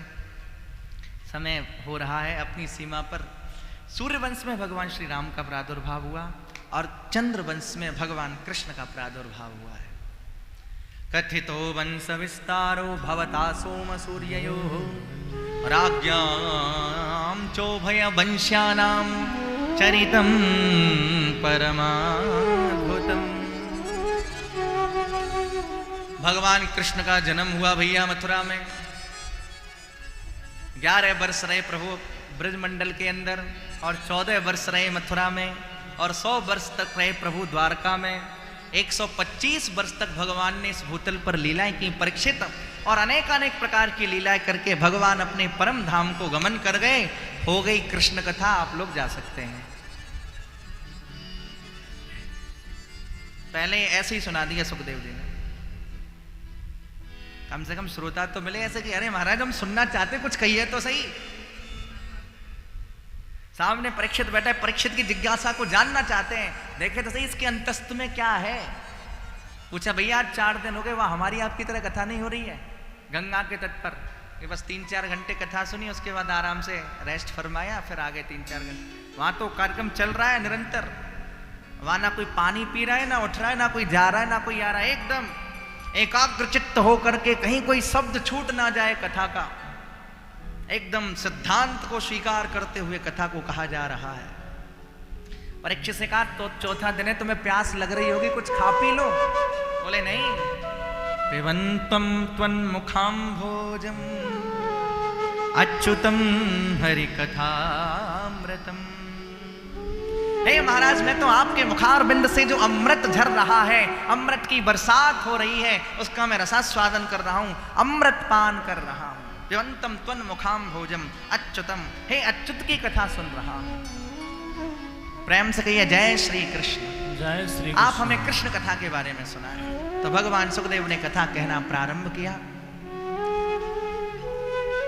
पृथ्वी पर चारों ओर जब आतंक हो गया, दुष्टों का शासन हो गया, तो पृथ्वी अकुलाई। ब्रह्मा जी के पास गई, ब्रह्मा जी भगवान विष्णु के पास गए क्षीर सागर में, वहां आकाशवाणी सुनाई दी। वसुदेव गृहे साक्षात् भगवान् पुरुषः परः जनिष्यते तत्प्रियार्थं संभवन्तु सुरस्त्रिया। हे ब्रह्मा जी, आप सबसे कह दीजिए कि हम वसुदेव के घर में अवतार लेकर के आएंगे। अब सोचना, क्या भगवान वसुदेव के घर में प्रकट हुए थे? घर में थोड़ी हुए थे, कारागार में हुए थे। और यहां कहा जा रहा है ग्रहे, तो पर घर कौन सा है भैया? ग्रहणी ग्रहम उच्चते, जहां गृहिणी होती है घर वहां होता है। अब जितनी गृहिणी यहां आ गई हैं, उनका घर भी उनके साथ यहां आ गया। बिना ग्रह लक्ष्मी के घर की शोभा कैसे? इसलिए वसुदेव ग्रहे, वसुदेव के घर में साथ में देवकी है ना वहां। इसलिए भगवान पुरुष पर अकेले नहीं आ रहे। जनिष्यते तत्प्रियार्थम, तत्प्रिया, प्रिया कौन है? प्रिया श्री राधा। लोग कहते हैं भागवत के अंदर श्री राधा रानी का नाम नहीं है, किशोरी जी के नाम को प्रकट नहीं किया। इससे बड़ा प्रमाण क्या हो सकता है उन लोगों के लिए? और ये भगवान अपने मुख से कह रहे हैं जनिष्यते तत्प्रिया। तत्प्रिया यानी तस्य प्रिया, उनकी प्रिया। उनकी प्रिया कौन है? श्री राधा। भगवान श्री राधा के साथ मानो अब प्रकट होने वाले हैं। इसलिए संभवन्तु सुरस्त्रिय, सारे देवी देवता ब्रज में जाओ, कोई मोर बनो, बंदर बनो और मेरी लीलाओं का आनंद लो। फिर तो महाराज सारे ब्रज के अंदर अब भीड़ लग रही है। ब्रह्मा जी भी किसी रूप में है, शंकर जी भी किसी रूप में घूम रहे हैं, भगवान विष्णु भी किसी रूप में घूम रहे हैं, नारद जी भी किसी रूप में घूम रहे हैं। ब्रज 84 कोस के अंदर मथुरा, मथुरा भगवान यत्र सानिध्यम नित्यदाम हरे, जिसको हम आजकल मथुरा कहते हैं, उसका एक नाम है माथुर्य नगर, जो महाराज उग्रसेन की राजधानी है। उग्रसेन का पुत्र कंस, उसने अपने पिता को ही कारागार में बंद कर दिया। एक बार की बात, कंस अपनी बहन का विवाह वसुदेव जी के साथ संपन्न कर रहा था। विदा करने के लिए जो ही निकला घर से, अपनी बहन को आकाशवाणी हो गई, अस्यास्त्वाम अष्टमो गर्भो हंताम याम बहसे बुधा। जिसके विवाह में आप इतने खुश हैं, इन्हीं का अष्टम गर्भ कंस आपका काल है। इतना कहा महाराज, दुष्टों की प्रीत पानी की लकीर की तरह होती है। खंग पानी कचे ग्रहित, हाथ में तलवार ले ली और देवकी के केसों को पकड़ लिया। भगनीम हंतुमारब्ध खंग पानी कचे ग्रहित, हाथ में तलवार लेकर के जो ही मारना चाहता था, वसुदेव ने आकर के हाथ पकड़ लिया। आप इसे क्यों मारना चाहते हैं? ऐसा तवा नुजा वाला कृपणा पुत्री को पिवा हंतुम नार हसी कल्याणी इमाम तुम दीन वत्सला। यहां संबोधन देखिए, कंस को कहा जा रहा है दीन वत्सला। क्या कंस दीन वत्सल है? पर दीन वत्सल के भी बहुत सारे अर्थ हैं, जो हमारे विद्वान लोग इन चीजों का आनंद लेते हैं।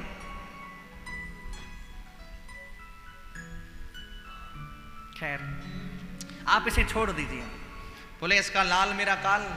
बोले देवकी के गर्भ से जितनी भी संतानें जन्म लेकर के आएंगी, पुत्रान समर्पयस्यायतस्ते भयमुत्थितम, मैं आपको दूंगा दूंगा दूंगा। बोले शर्त एक है, कारागार के अंदर रहना पड़ेगा। बोले मंजूर है। देवकी और वसुदेव दोनों को कारागार के अंदर डाल दिया। 6 पुत्र हुए, 6 पुत्रों को मार दिया। इस बार 7वें की बारी है। और अब भगवान ने 7वें गर्भ को देवकी मां से खींच करके योग माया के द्वारा रोहिणी मां के गर्भ से प्रकट कराया। श्री बलराम जी महाराज की, श्री दाऊ जी महाराज की जय। और भैया अब वो सुंदर समय आ रहा है, जा दिन ते हरि गर्भ ही आए, सकल लोक सुख संपत्ति छाए। जिस दिन श्री ठाकुर जी देवकी मां की गर्भ रूपी गुफा में आकर के विराजे, तो सा देवकी सर्व जगन निवास निवास भूताम नितराम नरेजे। देवकी की गर्भ रूपी गुफा में आकर के भगवान विराजे, तो महाराज देवकी के अंदर एक दिव्य तेज प्रकट हो गया है। सा देवकी सर्व जगन निवास निवास भूताम नितराम नरेजे। सोई परिपूर्ण अपार पार ब्रह्म राशि, देवकी के कोरे एक बार ही कुरे परी। जो परिपूर्णतम राशि है महाराज, वो देवकी की गर्भ रूपी गुफा में आकर के बैठ गई है। और आज कंस ने देखा है आकर के, तो कंस जब देवकी को देखता है तो उसके मन का जो मत्सर है वो खत्म हो जाता है। वो कहता है स्त्रियों को नहीं मारना चाहिए, स्त्रियों को मारने से सब चीज खत्म हो जाती है। और जब देवकी से दूर जाता है तो फिर आसुरी वृत्ति जाग जाती है। आकाश में देवता खड़े हैं, प्रभु हम आपका स्वागत करना चाहते हैं, आइए भगवान गर्भ में पधारे। 2 मिनट बड़े भाव के साथ ठाकुर जी का स्वागत करें। स्वागतम कृष्णा शरणागतम कृष्णा, स्वागतम कृष्णा शरणागतम कृष्णा, स्वागतं कृष्ण शरणागतं कृष्ण, स्वागतम सुस्वागतम शरणागतम कृष्णा, स्वागतं सुस्वागतं सुस्वागतं सुस्वागतं, स्वागतम सुस्वागतम शरणागतम कृष्णा, स्वागतं सुस्वागतं शरणागतं कृष्ण, स्वागतम कृष्णा शरणागतम कृष्णा, स्वागतं कृष्ण शरणागतं कृष्ण, स्वागतम शरणागतं कृष्ण, स्वागतम कृष्णा शरणागतम कृष्णा, स्वागतं कृष्ण शरणागतं शरणागतम कृष्णा, सत्यव्रतम सत्यपरम त्रिसत्यम, सत्यस्य योनिं निहतं च सत्ये, सत्यस्य सत्यमृत सत्यनेत्रम, सत्यात्मकं त्वां शरणं प्रपन्नाः। सारे देवता आकाश में खड़े हैं, प्रभु हम आपके स्वागत की तैयारी कर रहे हैं, आप कृपा करके पधारिए। और भैया अब धीरे धीरे आ गया भादों का महीना, अब धीरे धीरे आ गई अष्टमी की तिथि, अब धीरे धीरे आ रहा है बपू हर्षण योग, और भैया अब धीरे धीरे आ रहा है बुधवार का दिन, और भैया अब धीरे धीरे आ रहा है रोहिणी नक्षत्र, और रात्रि के ठीक कितने बजे? 12 बजे। रात्रि के ठीक 12 बजे महाराज। अथ सर्वगुणोपेतः कालः परमशोभनः, वो सुंदर समय आया है जिसमें काल भी सुंदर हो गया है। और निशीथे तमुदभूते जायमाने जनार्दने, आविरासीद यथा प्राच्यां दिसिन्दुरिव पुष्कला। जिस प्रकार पूर्ण चंद्रमा पूर्व दिशा से प्रकट होता है, उसी प्रकार आज कृष्ण रूपी चंद्र देवकी की गर्भ रूपी गुफा से प्रकट हो गए हैं। बोले कृष्ण कन्हैया लाल की। अभी भैया कंस के यहाँ अभी हल्ला मत करो ज्यादा। कौन प्रकटा है? सुखदेव जी के शब्दों में आनंद लें। तमद्भुतं बालकमं भुजेक्षणं चतुर्भुजं शंख गदायुधायुधं श्रीवत्सलक्ष्मं गलसौभिकौस्तुभं पीतांबरं सांद्रपयोध सौभगम। अद्भुत बालक ने जन्म लिया है, और जन्म लेते ही बालक वो देख रहा है चारों ओर। उसने अपने पिता वसुदेव जी से कहा, आप मुझे ब्रज में पहुंचाइए। वहां यशोदा मैया ने एक कन्या को जन्म दिया है।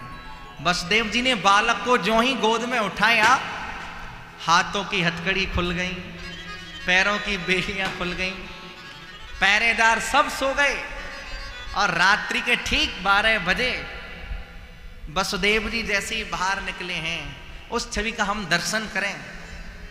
ता कृष्ण वाहे वसुदेव आगते स्वयं व्यवरयन्त यथा तमोरवे बवर्ष परजन्योपान सुगर्जितः से सोन्वगाद्वारि निवारयन् फणैः।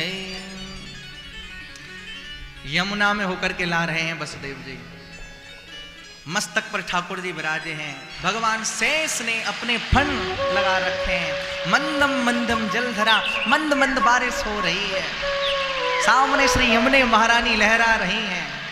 और जैसे यमुने महारानी ने देखा कि मेरा प्रियतम आ रहा है, तो उमड़ पड़ी है श्री कृष्ण के दर्शन के लिए। भगवान कृष्ण ने अपने श्री चरण का स्पर्श यमुने महारानी से कराया है और यमुना जी ने रास्ता दे दिया है। और रात्रि के समय कब अदला बदली करके चले गए वसुदेव जी, किसी को नहीं पता। यहाँ यशोदा जी ने कन्या को जन्म दिया था, कन्या को ले जाकर के कंस को दे दिया। कंस ने उसे मारना चाहा, लेकिन वो तो माया थी, आकाश में उछल गई। उसने कहा यत्र क्वा पूर्व शत्रुर्मा, तू मुझे क्या मारेगा, तेरा शत्रु तो कहीं पैदा हो गया। अरे कहाँ पैदा हुआ, बोले ये मैं नहीं बताने वाली, पर कहीं पैदा हो गया, तू अपने आप ढूंढ लेना। फिर तो कंस देव की और वसुदेव के चरणों में गिर गया। आइए अब हम लोग ब्रज की कथा में प्रवेश करें। बोलिए कृष्ण कन्हैया लाल की जय, भक्त वत्सल भगवान की जय। श्री शुक उवाच नंदस्तु आत्मज उत्पन्ने जाता हलादो महामना आहूय विप्रान वेदज्ञान स्नातः स्वचिरलंकृतः। यहाँ से ब्रज की कथा प्रारंभ हो रही है। और भैया ब्रजवासी हम सब, ब्रज की कथा ब्रज भाषा में ही होनी चाहिए। नंद बाबा 90 साल को डोक रहा है गो, पर अभी तक कोई छोरा छाप रो ना है भयो। सबने मन में विचार की नो भाई 90 साल के है गए, पर अभी तक कोई छोरा छाप रो ना है भयो। अब भलो कहा होएगो। एक दिना की बात, नंद बाबा को नियम हतो कि वे प्रातः काल जगते ही समस्त ब्राह्मणन को ध्यान दें, इधर कोई भी डिस्टर्ब ना करें, अपने ध्यान को अपने लक्ष्य पर बना करके रखें। बोले कृष्ण कन्हैया लाल की जय, भक्त वत्सल भगवान की जय। जय जय श्री राधे, जय जय श्री राधे, जय जय श्री। और आज नंद बाबा ने समस्त ब्राह्मणन को प्रणाम करी, और सबने जब ब्राह्मणन को प्रणाम करी, वही काम कर दियो है ना, जाके मैंने नहीं करी।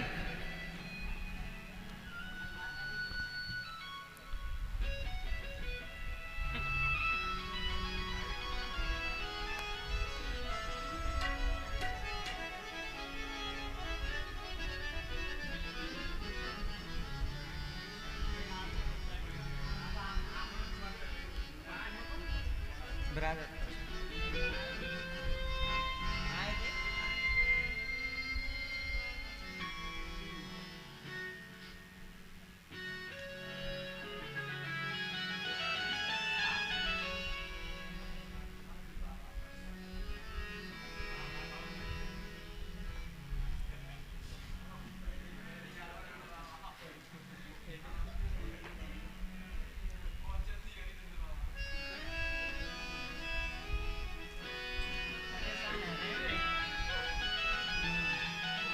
तो भैया सब ब्राह्मणन को प्रणाम करी, और ब्राह्मणन ने आशीर्वाद दियो कि बाबा पुत्रवान भव।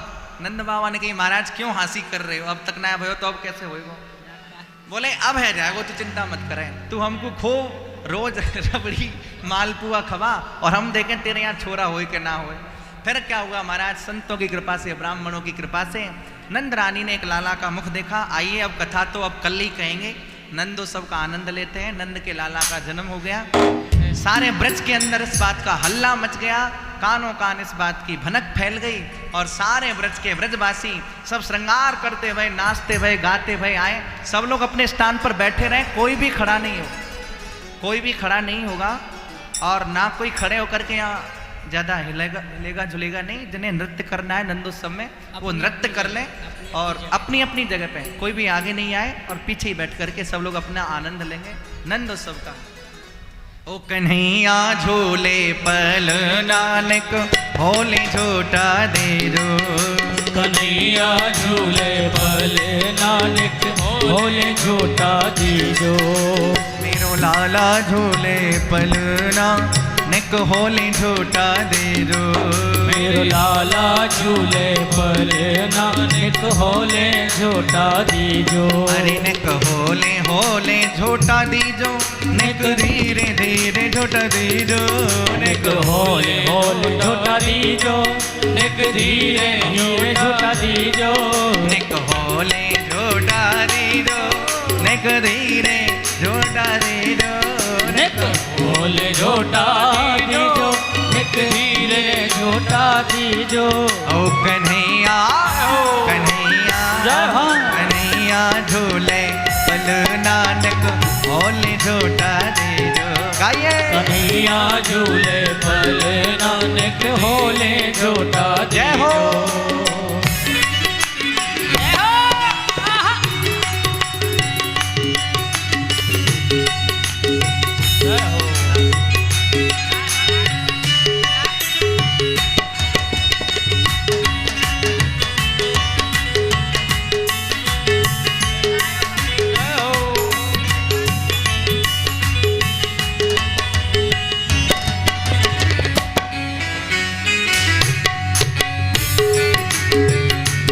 तालियों की सेवा करते हो।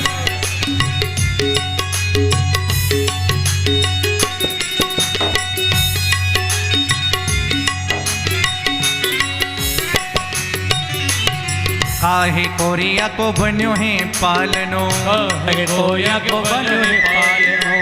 भैया सब लोग अपने अपने स्थान पर बैठते हैं, बाद में चढ़ाइएगा।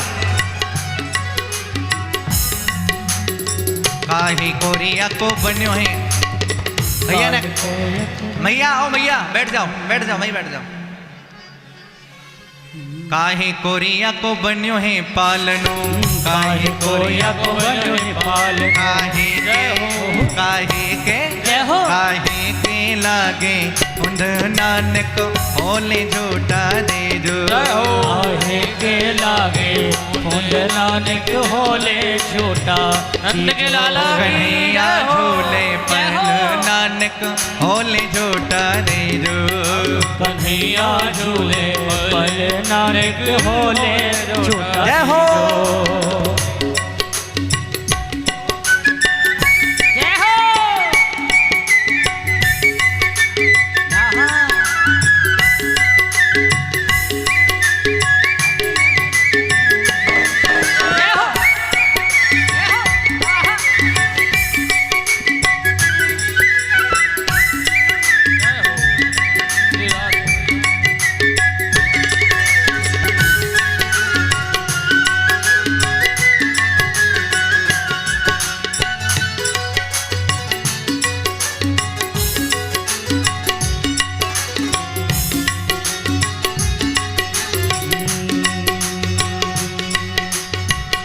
वसुदेव चले गोकुल घूले। वसुदेव चले गोकुल में।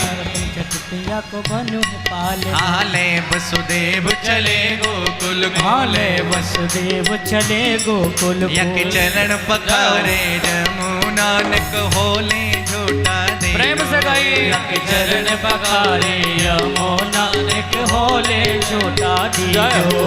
हाँ चंद्र सखी भज बाल कृष्ण। हाँ चंद्र सखी भज बाल कृष्ण छवि। चंद्र सखी भज बाल कृष्ण हाँ छवि। चंद्र सखी भज बाल कृष्ण। हाँ जुग जुग जीवे लल नानक होले झूठा दे। यको जुग जुग जीवे लल नानक होले झूठा दी। जोर से हे नंद के आनंद भयो। जय कन्हैया लाल की। नंद के आनंद भयो। जय कन्हैया लाल की। जय कन्हैया लाल की। जय कन्हैया लाल की। जय कन्हैया लाल की। ये हाथी घोड़ा पाल की। नंद के आनंद भयो। जय कन्हैया लाल की। जय कन्हैया लाल की। जय कन्हैया लाल हे की। नंद के आनंद भयो। जय कन्हैया लाल की। जय कन्हैया लाल की। जय कन्हैया लाल की। कन्हैया झूले पल नानक होले झूठा रे। कन्हैया झूले पल नानक होले झूठा रे।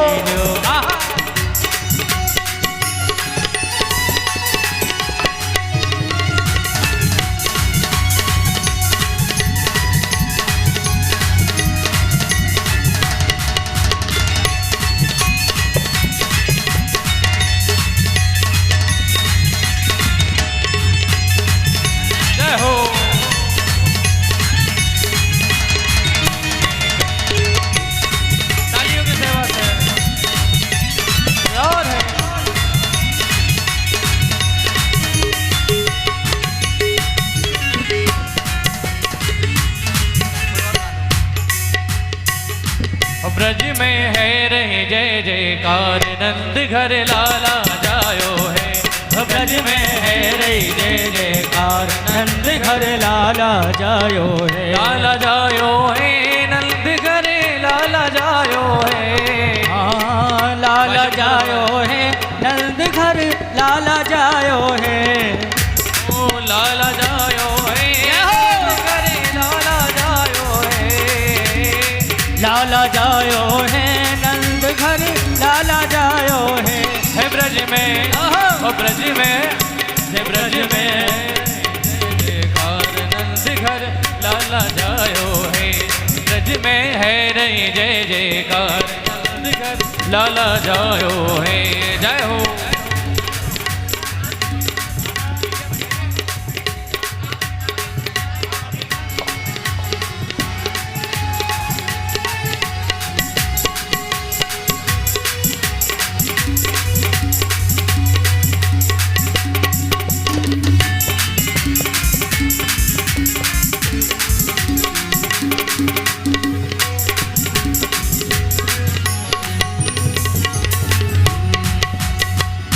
युद्ध नंद घर आवे युद्ध के युद्ध नंद घर आवे। बाल बाल सब हिल मिल गावे बाल बाल सब हिल मिल गावे। ब्रह्मानंद समान आज सुख सबने पायो है। हाँ ब्रह्मानंद समान आज सुख सबने पायो है। कि ब्रज में जय हो। ब्रज में है रे जय जयकार नंद घर लाला जायो। थोड़ी आवाज खोल दो। ब्रज में है रे जय जयकार नंद घर लाला जायो। जय हो।